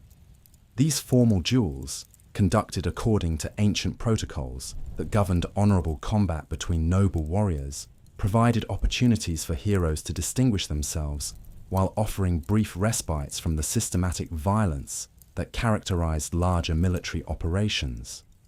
The outcomes of such encounters carried psychological significance that extended far beyond their immediate tactical impact, influencing the confidence and determination of thousands of warriors who watched their champions test their skills against enemy heroes. Achilles established his reputation as the most formidable warrior on either side through a series of single combats that demonstrated both his supernatural fighting abilities and his complex psychology. The young prince of the Myrmidons possessed the kind of physical prowess that seemed to transcend normal human limitations, his speed and strength enabling him to overwhelm opponents who were themselves considered exceptional fighters. Yet beneath this martial excellence lay emotional volatility that would eventually create the crisis that forms the central narrative of Homer's Iliad, as personal honor and collective responsibility came into conflict through circumstances that tested the bonds holding the Greek coalition together.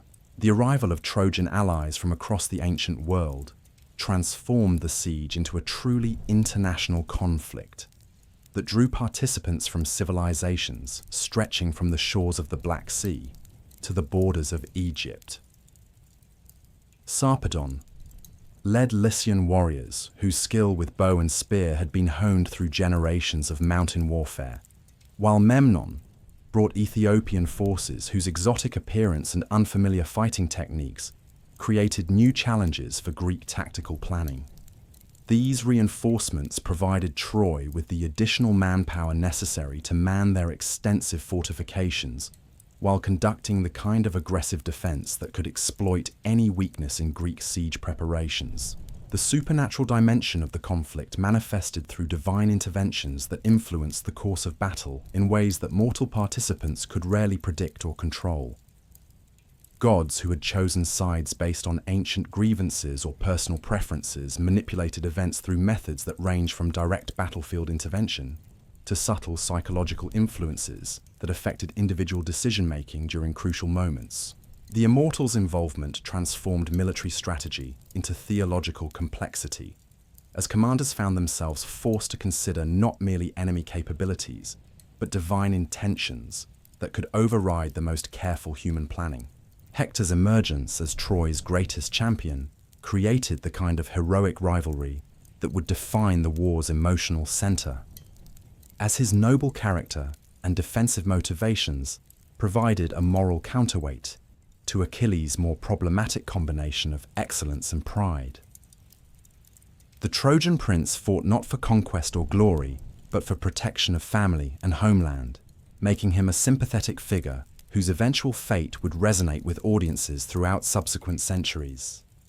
His relationship with his wife Andromache and infant son Astyanax provided the human dimension that balanced the epic's emphasis on martial achievement with recognition of war's cost to those who love the warriors. The famous scene where Hector removes his helmet to avoid frightening his baby son became one of the most emotionally powerful moments in ancient literature, demonstrating how personal relationships provide meaning that transcends the pursuit of immortal glory through heroic deeds.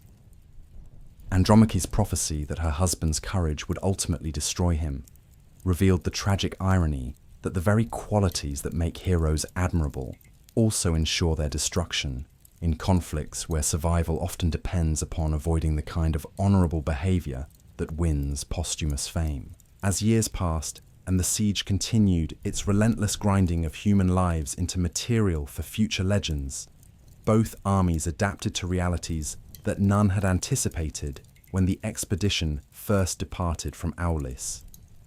Warriors who had been young men when they arrived on Troy's beaches found themselves becoming veterans whose scars told stories of countless skirmishes and raids that had shaped them into killing machines, while slowly eroding their connections to the civilian identities they had abandoned. The psychological transformation of heroes into instruments of war created internal conflicts that would influence their behavior during the crisis that would ultimately determine the siege's outcome. The Greek camp evolved into a permanent military city whose population fluctuated with the arrival of supply ships and the departure of casualty transports carrying wounded warriors back to Greek physicians who could provide care unavailable in field conditions. Merchant traders established markets where captured treasures could be exchanged for necessities that official supply lines could not provide, while women taken during raids created households that attempted to recreate the domestic stability that war had disrupted. These civilian elements of military life provided psychological anchors that helped warriors maintain sanity during years of violence that tested the limits of human endurance. Troy's transformation during the siege years demonstrated the resilience of urban civilization when faced with existential threats that require total commitment to survival. The city's population learned to live with constant danger, while maintaining the cultural activities that gave meaning to existence beyond mere biological persistence. Religious festivals continued according to ancient calendars. Craftsmen produced works of art that celebrated their heritage, and children born during the siege grew to maturity within walls that had become their entire world. This cultural continuity provided the spiritual strength that enabled Troy's defense to continue long after rational calculations suggested that surrender might preserve more lives than resistance. The economic warfare that accompanied the physical siege created additional pressures that tested both sides' capacity for sustained conflict. Greek control of sea routes disrupted Troy's traditional trading relationships with distant partners who had provided much of the city's wealth, while systematic raids against tributary cities eliminated sources of tribute that had supported Troy's military forces. The defenders found themselves increasingly dependent upon their own agricultural production and craft manufacturing, creating shortages that affected both military effectiveness and civilian morale as years of conflict consumed than they could be replaced. Thed resources' faster psychological impact of extended siege manifested differently among various participants in the conflict, as individual personalities responded to stress according to patterns that would influence their behavior during the climactic events that lay ahead. Some warriors found in constant danger a clarity of purpose that simplified existence, while others discovered that prolonged exposure to violence created internal chaos that made rational decision-making increasingly difficult. These personal transformations would prove crucial during the 10th year of the siege, when accumulated grievances and frustrated ambitions finally erupted into the crisis that provides the Iliad with its central narrative focus. Divine politics continued to influence mortal events through mechanisms that operated both obviously and subtly, as gods pursued their own agendas, while ostensibly supporting their chosen sides in the human conflict below.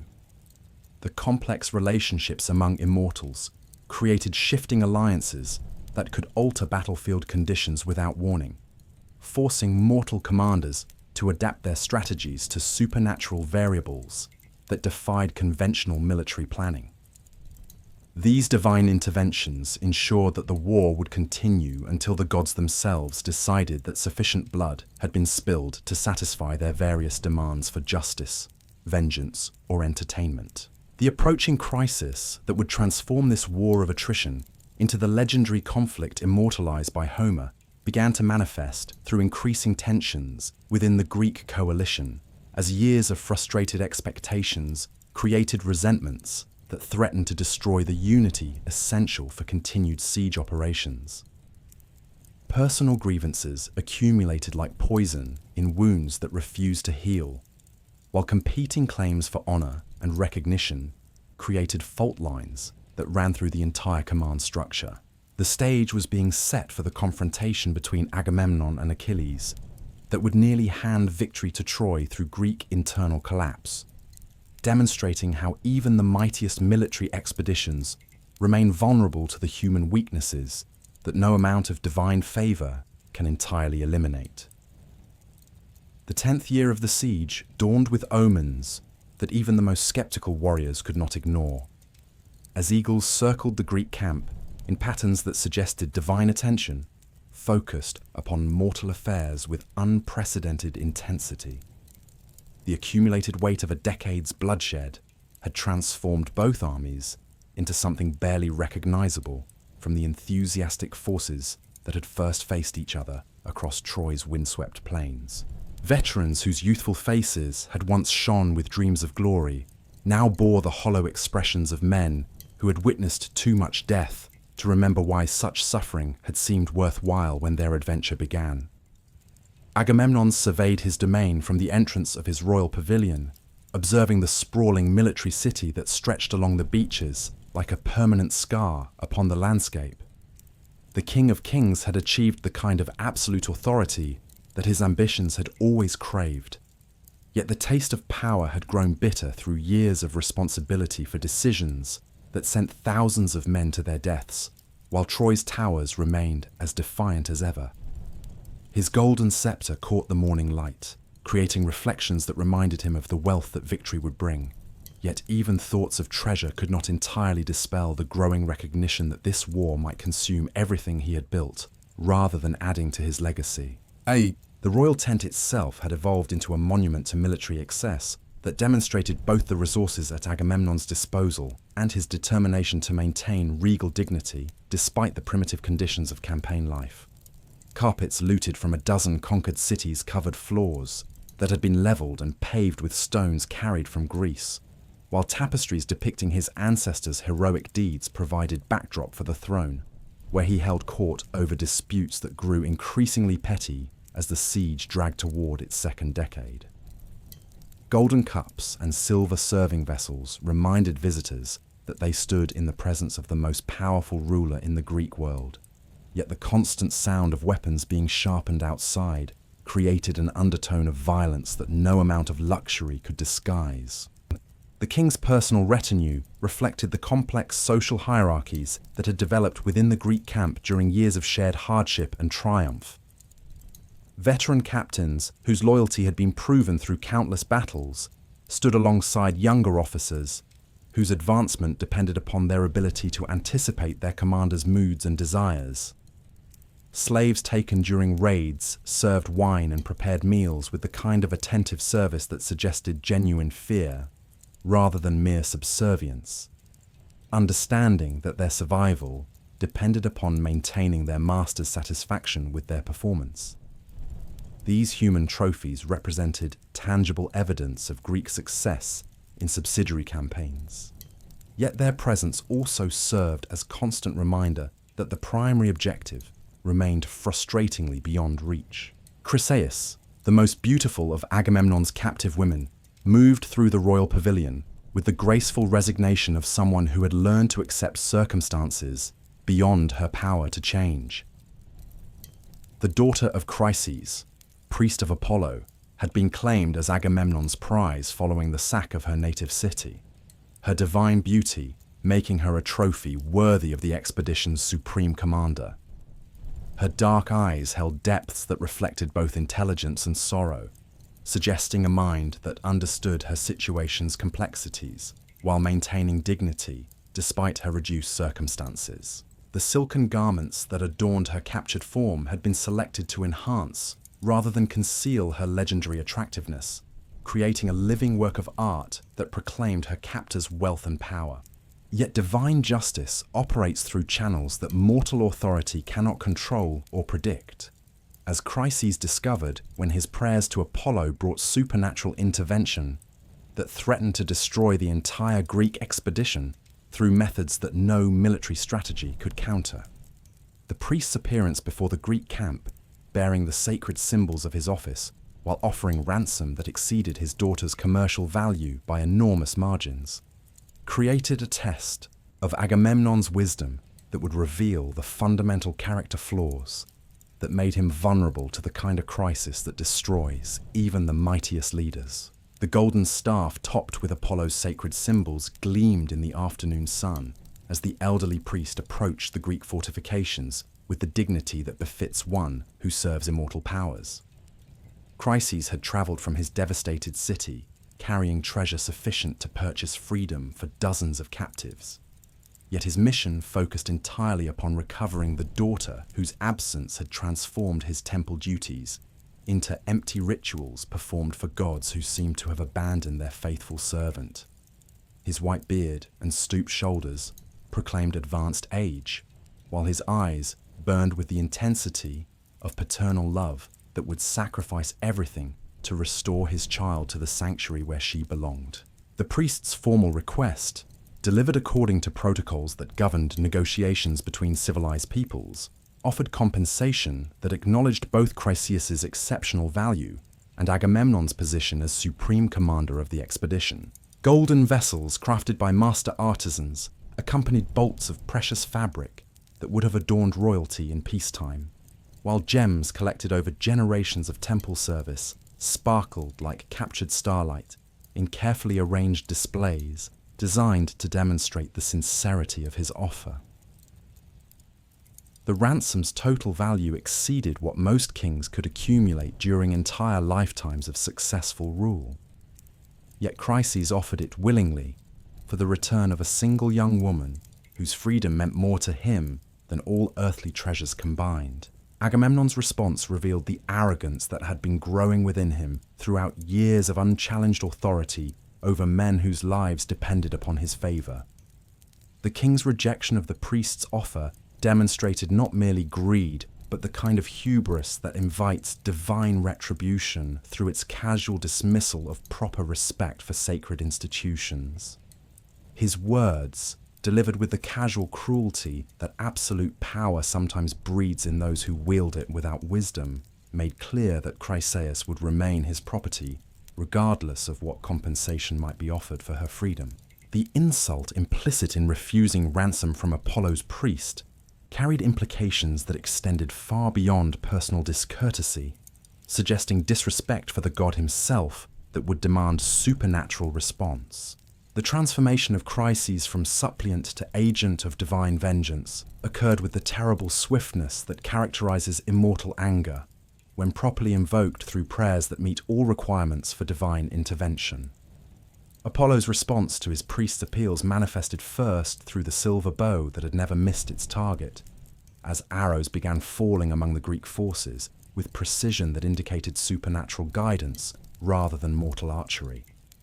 The plague that followed these divine missiles spread through the camp with devastating efficiency, striking down warriors and support personnel alike, while respecting no distinctions of rank or nationality among its victims. The supernatural nature of this pestilence became apparent through patterns that defied natural explanation, as the disease claimed victims according to logic that seemed designed to create maximum disruption of military operations, rather than following the random distribution typical of ordinary illness. Officers whose loss would cripple command structures fell before common soldiers whose deaths would barely be noticed, while specialists whose skills were irreplaceable succumbed to symptoms that physicians could neither diagnose nor treat. The Greek medical corps, already strained by years of treating battle wounds, found themselves helpless before a malady that seemed to mock their accumulated knowledge while demonstrating the limitations of mortal healing arts when confronted with divai, near displeasure. Funeral pyres burned continuously throughout the Greek camp as the death toll mounted beyond anything the expedition had previously experienced, creating smoke clouds that darkened the sky while filling the air with the sweet stench of burning flesh that penetrated every tent and shelter.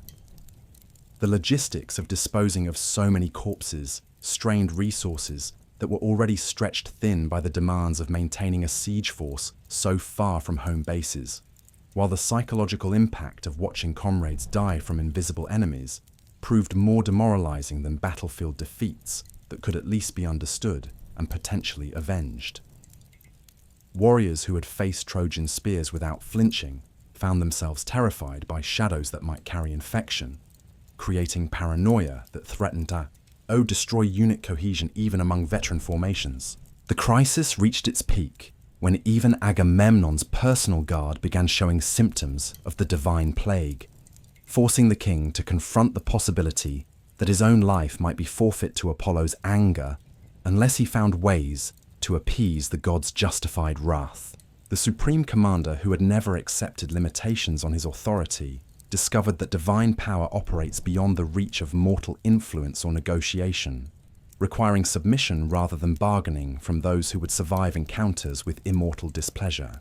His reluctant decision to convene a general assembly of the army's leadership represented acknowledgement that individual pride must sometimes yield to collective necessity when supernatural forces threaten entire civilizations. The assembly gathered in the great amphitheater that had been constructed during the siege's early years to accommodate meetings of the coalition's senior officers, its stone benches now occupied by men whose faces reflected the strain of watching their forces dissolve through divine intervention that no military strategy could counter. Agamemnon's appearance before this gathering required him to display confidence he no longer felt while seeking solutions to problems that challenged everything he thought he understood about the relationship between human authority and cosmic justice. The golden throne from which he normally dispensed commands seemed to mock him with its material splendor, offering no protection against invisible enemies that struck according to divine rather than mortal logic. Calchas, the expedition's chief prophet, whose interpretive skills had guided Greek decision-making throughout the siege's most difficult moments, rose to address the assembly with the reluctant certainty of one who must deliver unwelcome truths to audiences that preferred comfortable illusions. The seer's reputation for accuracy made his pronouncements difficult to dismiss, yet his message carried implications that threatened to expose the fundamental contradictions underlying Agamemnon's leadership style. His weathered features bore the strain of years spent interpreting divine will for mortal commanders, who often preferred military solutions to spiritual problems, while his voice carried the authority that comes from consistent success in predicting outcomes that others had deemed impossible. The prophet's revelation that Apollo's plague would continue until Chryseis was returned to her father without ransom created the kind of direct challenge to royal authority that Agamemnon had never been forced to confront during his rise to supreme power. The demand for unconditional surrender of his most prized possession struck at the very foundations of the honor system that governed relationships among the Greek nobility, where personal worth was measured by the quality and quantity of treasures that successful warriors could accumulate through conquest. Yielding to divine pressure would establish precedents that could undermine his authority in future disputes. Yet refusing to comply guaranteed the continued destruction of forces that were essential for maintaining the siege against Troy. The king's rage at being forced into such an impossible position manifested through the kind of verbal violence that had intimidated subordinates throughout his career, yet his threats rang hollow before the inexorable logic of divine justice that recognized no earthly authority as superior to cosmic law. His attempts to shift responsibility for the crisis onto others revealed the psychological mechanisms that had enabled him to maintain confidence despite the moral compromises that absolute power typically demands from those who wield it effectively. The spectacle of supreme authority, reduced to impotent fury, provided lessons about the limitations of human ambition that would be remembered by witnesses long after the immediate crisis had been resolved. Achilles' intervention in this confrontation between divine will and royal pride marked the beginning of the personal conflict that would define the war's final phase, while transforming the siege from military campaign into exploration of heroic psychology under extreme stress. The young prince of the Myrmidons possessed both the moral authority and physical courage necessary to challenge Agamemnon's decisions when they threatened the collective welfare of the expedition. Yet his motivation extended beyond mere concern for military effectiveness to encompass fundamental questions about justice and honor that had been troubling his conscience throughout the siege years. The son of Peleus had watched Agamemnon's gradual transformation from competent military commander into tyrannical despot, whose decisions increasingly served personal interest rather than collective good, creating resentments that had been accumulating like poison in wounds that refused to heal. His divine heritage provided perspectives on cosmic justice that enabled him to recognize the supernatural dimensions of their current crisis, while his mortal nature ensured that he would experience the emotional consequences of challenging established authority. The combination of prophetic insight and human passion made him uniquely qualified to serve as agent of divine justice, while remaining vulnerable to the personal costs that such service typically demands. The confrontation between these two representatives of different approaches to heroic leadership created tensions that exposed fundamental contradictions within Greek warrior culture, where individual excellence and collective responsibility often came into conflict during moments of extreme stress. Achilles' accusation that Agamemnon valued personal gratification above military necessity struck at the heart of leadership philosophy that had guided the expedition since its inception, challenging assumptions that had never been questioned openly despite their obvious inadequacy for addressing supernatural complications. The young hero's demand for immediate compliance with Apollo's requirements represented not merely tactical advice, but moral imperative that recognized divine authority as superior to earthly kingship. Agamemnon's response to this challenge revealed the psychological fragility that had been concealed beneath years of successful command, as his authority crumbled before direct confrontation with someone whose moral position was unassailable and whose physical capabilities made retaliation dangerous. The king's agreement to return Chryseis to her father came accompanied by demands for compensation that would maintain his honor while redistributing the personal cost of divine appeasement among his subordinates. His claim upon Achilles' own prize, the beautiful Briseis, who had been awarded to the young hero following the sack of her native city, represented an attempt to maintain royal dignity while acknowledging divine supremacy.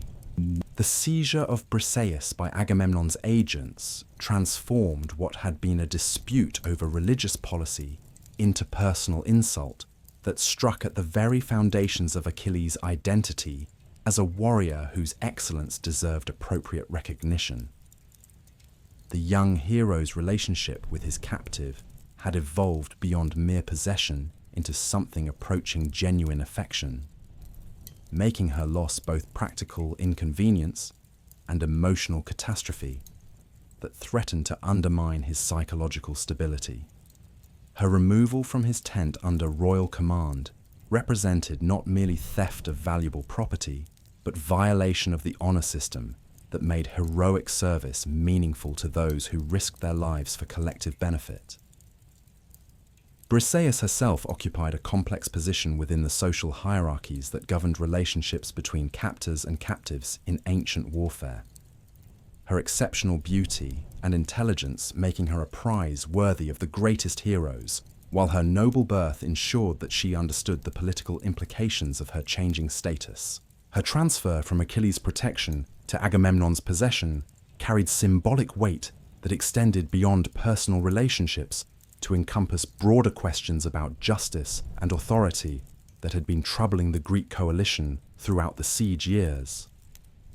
The dignity with which she accepted her fate demonstrated the kind of nobility that made her worthy of the affection she had inspired, while highlighting the cruel arbitrariness of circumstances that reduced royal women to chattels whose ownership could be disputed by competing warlords. The emotional impact of losing Briseis revealed aspects of Achilles' character that had been concealed beneath his reputation for invincible martial prowess, as the young hero discovered that his capacity for love made him vulnerable to suffering that no amount of divine protection could prevent.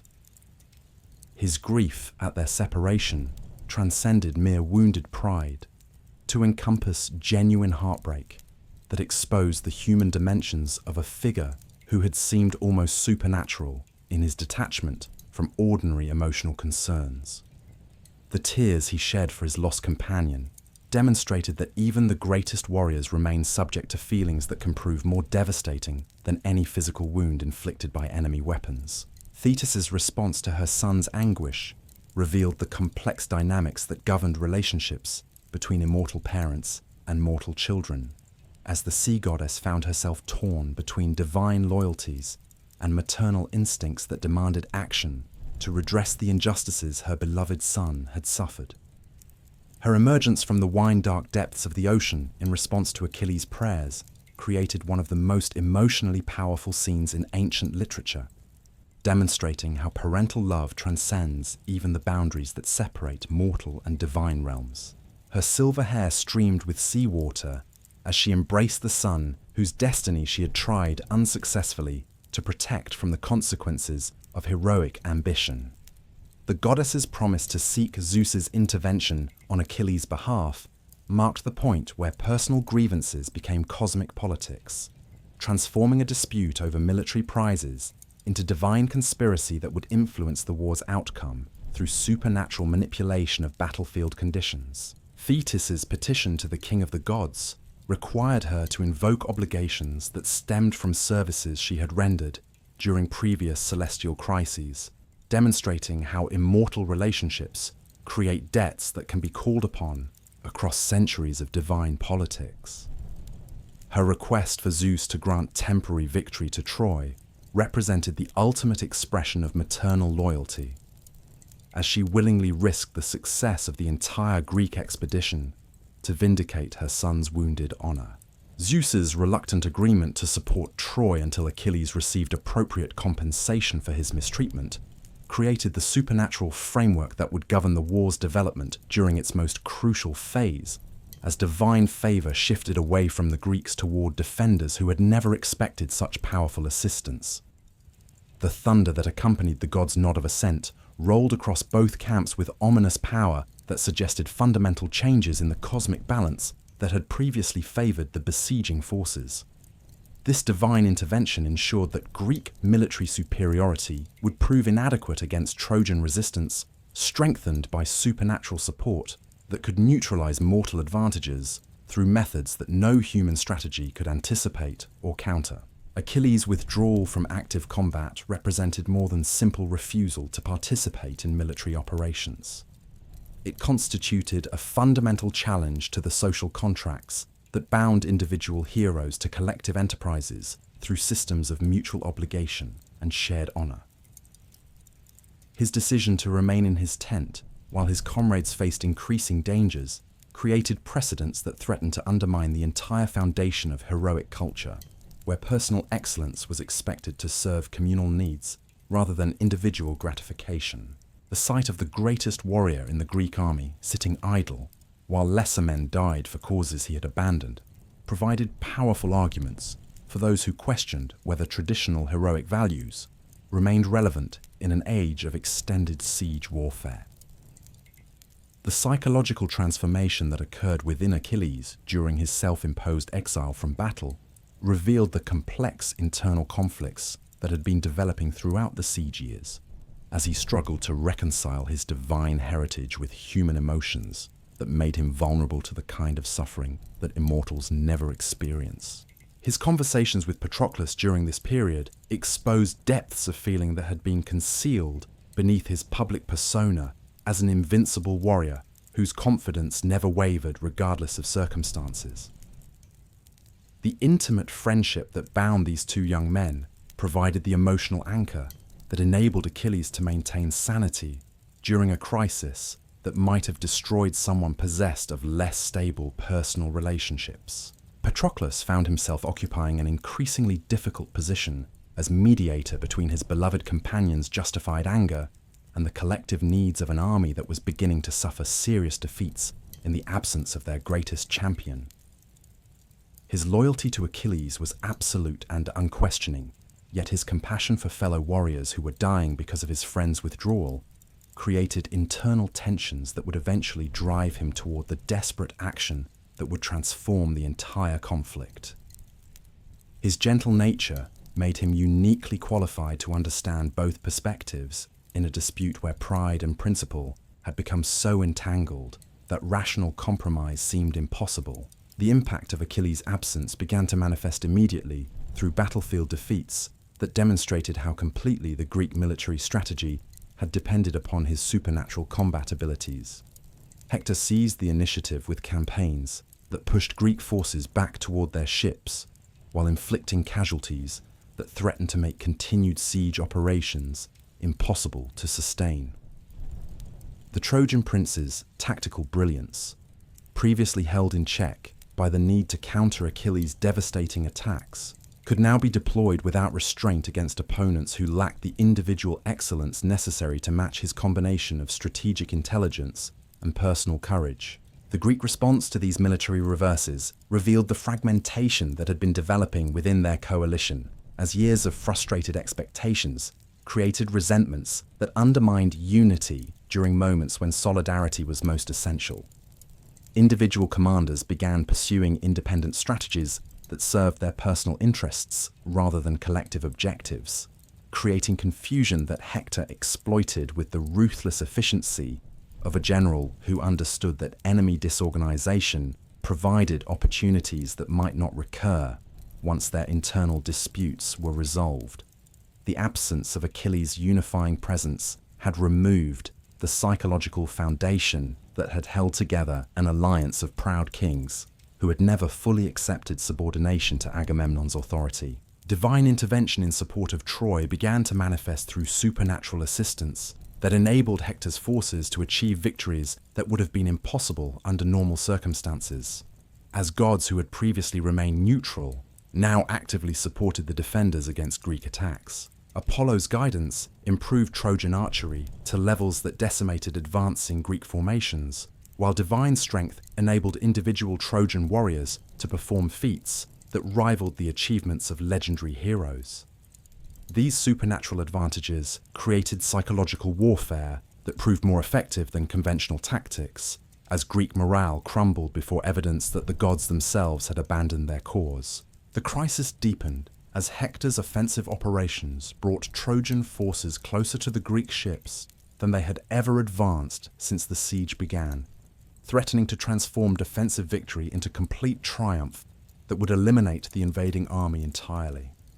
The prospect of losing their vessels to enemy capture created panic among warriors who had never seriously considered the possibility that their expedition might end in total disaster rather than glorious conquest. Supply ships from Greece began avoiding the contested waters around Troy, creating shortages of food and equipment that made continued resistance increasingly difficult, while raising questions about whether evacuation might be preferable to destruction. Agamemnon's attempts to restore unity within his fractured coalition revealed the limitations of authority that depended upon success rather than genuine loyalty, as subordinate commanders began questioning decisions that had led to their current desperate situation. His offers of additional compensation to Achilles met with contemptuous rejection that demonstrated how completely his relationship with his greatest warrior had deteriorated beyond any possibility of simple reconciliation. The king's recognition that his expedition faced potential annihilation unless he could somehow repair the damage caused by his own arrogance represented a humbling experience that would have been impossible during the early years of the siege, when victory had seemed inevitable. The embassy sent to negotiate Achilles' return to active service included the most respected figures in the Greek camp, men whose personal relationships with the young hero might succeed where official diplomacy had failed to bridge the gap between wounded pride and military necessity. Odysseus, Ajax, and Phoenix approached Achilles' tent with the weight of an entire army's hopes resting upon their ability to find words that could persuade the greatest warrior of his generation to abandon his justified anger for the sake of collective survival. Their mission represented the kind of desperate diplomatic initiative that becomes necessary when military solutions prove inadequate for resolving conflicts that have transcended purely tactical considerations. The conversation that followed revealed the fundamental philosophical differences that separated Achilles from his former comrades, as the young hero articulated criticisms of heroic culture that challenged basic assumptions about honor, duty, and the relationship between individual excellence and collective obligation. His rejection of additional prizes and honors demonstrated that his withdrawal from combat stemmed from deeper concerns than simple material compensation, involving questions about the meaning and value of heroic service that had been troubling him throughout the siege years. The eloquence with which he expressed these concerns provided insights into a mind that had been developing sophisticated critiques of warrior culture, while maintaining the physical capabilities that made him indispensable to Greek military operations. Phoenix's appeal to their shared history and the older man's role as Achilles' surrogate father carried emotional weight that transcended political considerations.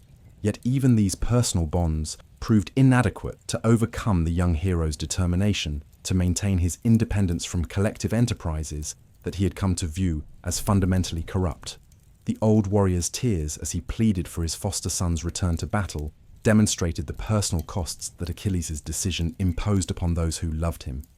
Yet his arguments fell upon ears that had been deafened by anger too profound for conventional persuasion to penetrate. The failure of this embassy marked the point where diplomatic solutions became impossible, leaving only catastrophic alternatives that would test everyone's capacity for sacrifice and suffering. Ajax's blunt assessment of Achilles' selfishness provided the kind of direct challenge that the young hero's pride found difficult to dismiss. Yet even accusations of abandoning comrades in their hour of greatest need could not overcome the psychological barriers that had been erected through years of accumulated resentment. The massive warrior's simple honesty cut through elaborate rhetorical flourishes to expose the fundamental choice that Achilles faced between personal grievances and collective responsibility. Yet his straightforward approach proved no more effective than the sophisticated arguments that had preceded it. The embassy's failure left the Greek army without hope of recovering their greatest asset through negotiation, ensuring that future developments would be determined by force rather than reason. The intensification of Trojan attacks following the embassy's failure brought enemy forces to the very edges of the Greek camp, where desperate defenders fought with the courage of men who understood that defeat would mean death or slavery for everyone who had participated in the expedition. Hector's assault on the Greek fortifications demonstrated tactical brilliance that exploited every weakness in defensive positions that had been designed to protect against raids rather than sustain siege operations. The sight of Trojan spears glinting among Greek tents created terror that spread through the camp faster than wildfire, as warriors who had never experienced defeat on their home ground discovered what it meant to face annihilation on foreign shores. The burning of the first Greek ship marked a psychological turning point that transformed abstract possibility into immediate reality, as flames that consumed vessels which had carried heroes across wine-dark seas toward glory now announced that their dreams of conquest had become nightmares of survival. The smoke that rose from burning timbers carried with it the hopes and ambitions that had motivated an entire generation of warriors, while the crackling of flames provided a funeral dirge for the confidence that had sustained Greek morale throughout years of frustrating siege warfare. This tangible evidence of imminent defeat created panic that threatened to transform orderly retreat into chaotic rout unless someone could provide the leadership necessary to prevent complete collapse. Patroclus witnessed this disaster unfolding before his eyes, while knowing that his beloved companion possessed the power to reverse the situation through personal intervention that could restore divine favor to the Greek cause. The agony of watching fellow warriors die while Achilles remained adamant in his refusal to participate in their defense created internal conflicts that tested the very foundations of their friendship. His understanding of Achilles' justified anger competed with his compassion for suffering that could be alleviated through action that his friend was determined to avoid, creating the kind of moral dilemma that reveals character through the choices made under extreme pressure. The desperate plan that formed in Patroclus's mind represented both loyalty to Achilles and rebellion against his friend's absolute rejection of collective responsibility, as he conceived the idea of wearing the hero's distinctive armor while leading the Myrmidons in a rescue operation that might save the Greek expedition without compromising Achilles' honor. His request for permission to undertake this mission created the most emotionally charged confrontation in their relationship, as genuine love competed with justified pride in determining whether personal bonds could overcome political principles that had seemed absolute. The conversation that followed would determine not only the fate of the Greek army, but the future of their friendship and the ultimate direction of Achilles' destiny. Achilles gazed upon his dearest companion with eyes that held the weight of divine prophecy and mortal anguish intertwined, understanding that this moment would reshape destiny in ways that neither friendship nor wisdom could prevent. The armor that Patroclus requested lay gleaming in the shadows of their shared tent, like instruments of fate, waiting to transform love into tragedy through the cruel mathematics that govern heroic action. The bronze cuirass bore the distinctive markings that had made Achilles recognizable across countless battlefields, while the helmet's horsehair plume had become synonymous with invincible prowess that struck terror into enemy hearts before the first spear was thrown. The son of Peleus felt his resolve wavering before the desperate eloquence of the man who had shared every triumph and sorrow since their childhood days in Phthia, when they had trained together under Phoenix's watchful guidance, while dreaming of glories that seemed distant as the stars themselves.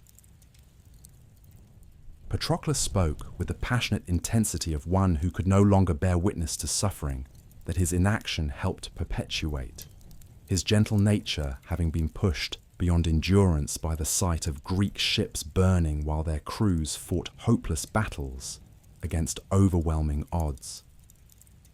His words painted pictures of dying comrades whose names they both knew, warriors whose wives would never see their husbands return from a war that had consumed a generation of heroes. The strategic wisdom of the proposal became apparent even through Achilles' anger, as Patroclus outlined how the mere appearance of the legendary armor might be sufficient to break Hector's assault without requiring the actual participation of its true owner. The psychological impact of seeing those distinctive bronze plates advancing toward battle would create confusion among Trojan ranks, while inspiring Greek defenders with hope that their greatest champion had abandoned his grievances for the sake of collective survival. The deception might purchase time for reorganization, while maintaining the fiction that Achilles remained committed to his principled withdrawal from active combat. Yet beneath this tactical reasoning lay emotional currents that both friends understood, but neither could articulate directly, as their conversation danced around the fundamental truth that Patroclus was volunteering for a mission that would place him in mortal danger, that his own combat skills might prove insufficient to survive.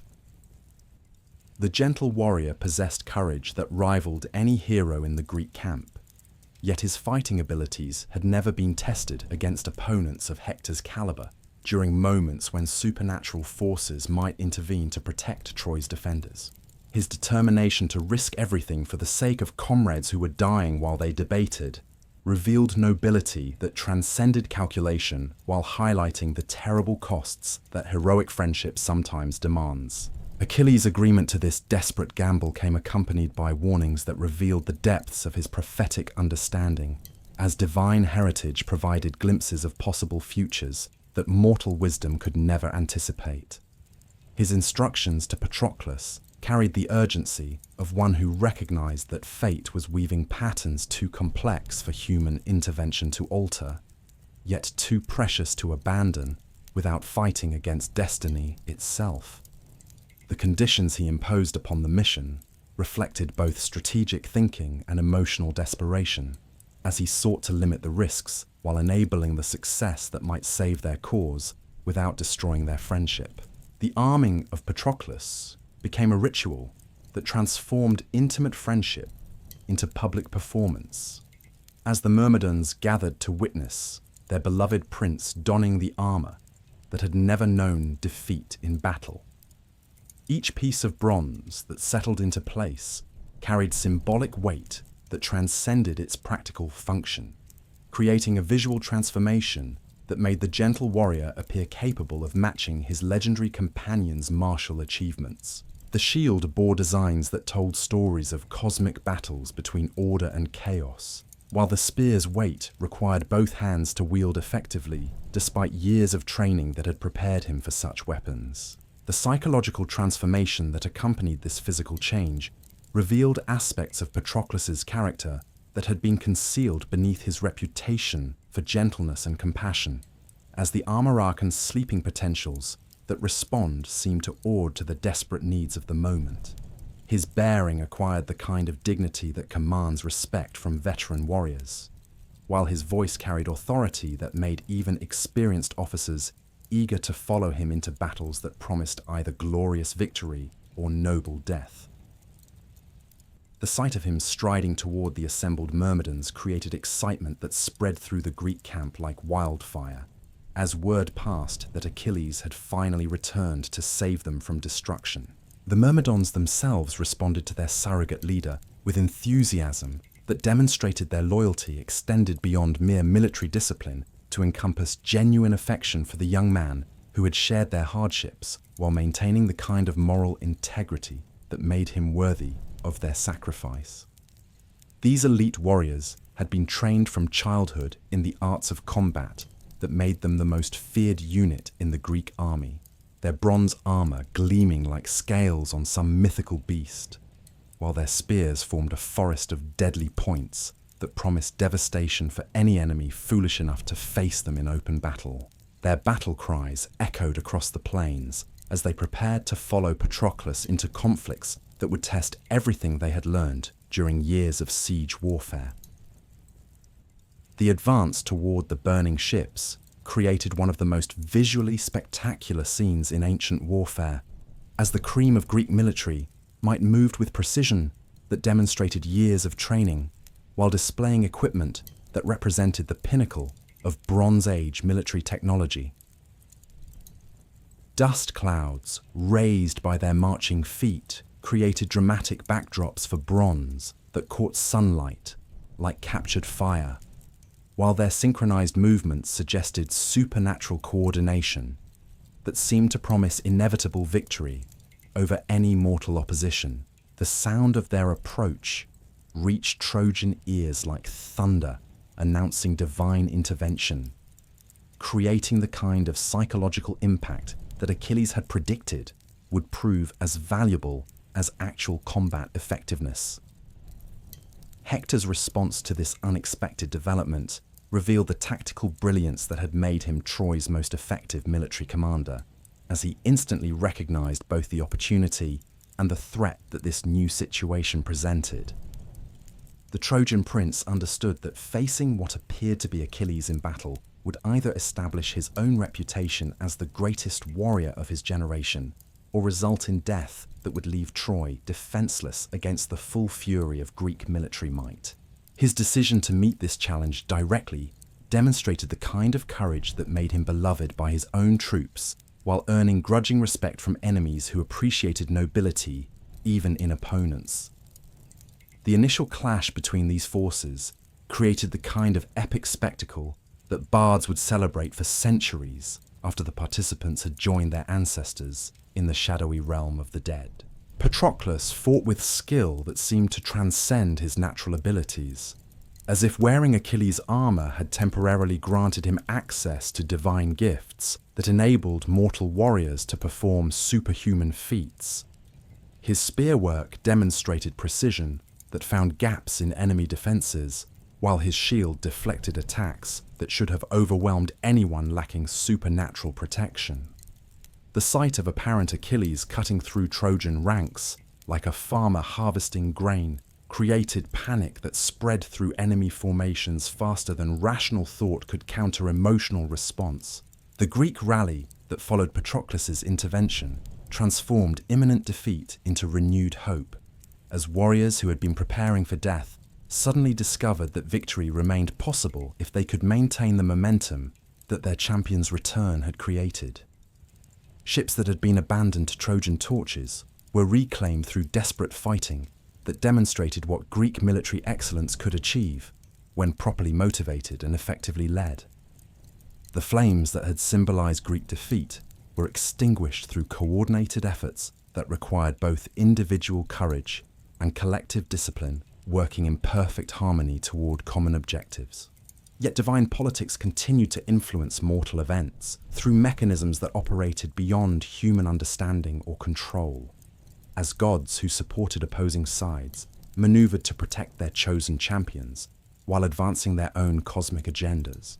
Apollo's intervention to shield Hector from what seemed like certain death at Patroclus's hands demonstrated how supernatural favor could neutralize mortal advantages through methods that left human participants confused about the true nature of their situation.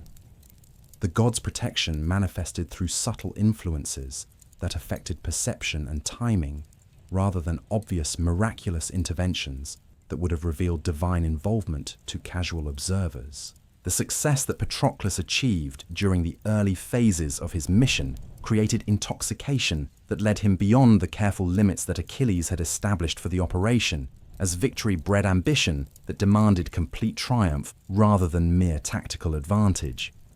His pursuit of fleeing Trojans toward their city's walls violated explicit instructions while placing him in positions where superior numbers could overwhelm even supernatural protection that armor might provide. The momentum of battle carried him forward like a river in flood, sweeping aside rational considerations in favor of emotional responses that demanded maximum exploitation of temporary advantages. Hector's realization that he faced an imposter, rather than the genuine Achilles, came through divine revelation that provided clarity about tactical situations that human observation alone could never have penetrated. Apollo's whispered guidance revealed weaknesses in his opponent's technique that suggested training different from what the true son of Peleus would have received, while subtle differences in fighting style indicated that courage and determination could not entirely compensate for the kind of experience that only years of legendary combat could provide. This supernatural insight transformed what had seemed like inevitable defeat into opportunity for the kind of heroic achievement that would establish permanent reputation among the greatest warriors of any generation. The duel between Hector and Patroclus created one of the most tragic confrontations in ancient literature, as two fundamentally decent men found themselves locked in combat that would result in death for someone whose only crime was loving his friends too deeply to watch them suffer without attempting rescue. Patroclus fought with desperate courage that came from understanding that failure would mean destruction for everyone he held dear, while Hector battled to protect family and homeland from invaders whose presence threatened everything that gave his life meaning. Neither warrior harbored personal animosity toward his opponent, yet circumstances had conspired to make their conflict inevitable and their mutual destruction necessary for fate's larger patterns to achieve completion. The moment when Hector's spear found its mark through a gap in the borrowed armor created shockwaves that rippled through both armies like earthquakes that reshape entire landscapes. Patroclus' fall marked not merely the death of a beloved warrior, but the shattering of illusions that had sustained Greek morale throughout their darkest hours of the siege. The sight of what they had believed was Achilles lying motionless in Trojan dust created despair that threatened to transform tactical defeat into complete collapse of the kind that destroys armies more thoroughly than any military strategy could achieve through conventional means. Hector's stripping of the armor from his fallen opponent represented both practical necessity and symbolic triumph, as possession of Achilles' distinctive equipment would provide psychological advantages while demonstrating that Trojan prowess could overcome even the most legendary Greek heroes when properly applied. The bronze cuirass and helmet that had seemed to promise invincibility revealed their limitations when worn by someone lacking the supernatural gifts that had made their original owner virtually undefeatable in single combat. The irony embedded in this victory lay in its temporary nature, as divine justice was already preparing retribution that would make Hector's triumph the catalyst for his own destruction. The recovery of Patroclus's body became the focus of desperate fighting that demonstrated how deeply the gentle warrior had been beloved by comrades who were willing to risk everything to prevent his corpse from suffering the kind of desecration that violated both divine law and human decency. Ajax led the defensive efforts with the kind of stubborn determination that had made him famous throughout the Greek world, his massive shield creating protection for those who sought to carry their fallen champion back to the safety of their own lines. The battles that raged around the body created some of the most intense combat of the entire war, as personal loyalty transcended tactical considerations, while warriors on both sides fought with unprecedented ferocity. The news of Patroclus's death reached Achilles through messengers, whose faces revealed the magnitude of disaster before their words could convey specific details about the tragedy that had befallen his dearest friend. The son of Peleus received this information while sitting in his tent, still wearing the casual garments that had symbolized his withdrawal from active participation in the war's conduct, creating visual contrast between his peaceful appearance and the volcanic emotions that the news ignited within his divine nature. The transformation that began in that moment would reshape not only his personal destiny, but the entire character of the conflict that had consumed a generation of heroes. The grief that overwhelmed Achilles transcended ordinary human sorrow to encompass the kind of cosmic anguish that threatens to tear apart the fundamental structures of reality itself, as divine heritage amplified emotional responses beyond anything that mortal psychology was designed to endure. His cries of lamentation reached supernatural volumes that carried across both camps, while summoning his immortal mother from the depths of the wine-dark sea, where she had been dwelling among her sister Nereids. The dust that he poured upon his head mixed with tears that fell like rain from storm clouds, creating muddy streams that symbolized the mingling of earthly grief with celestial sorrow. Thetis's response to her son's anguish demonstrated the depths of maternal love that transcended even the boundaries separating mortal and divine realms. As the sea goddess emerged from her aquatic palace, surrounded by sister deities, whose presence created supernatural aurora that painted the evening sky with colors that had no names in human languages.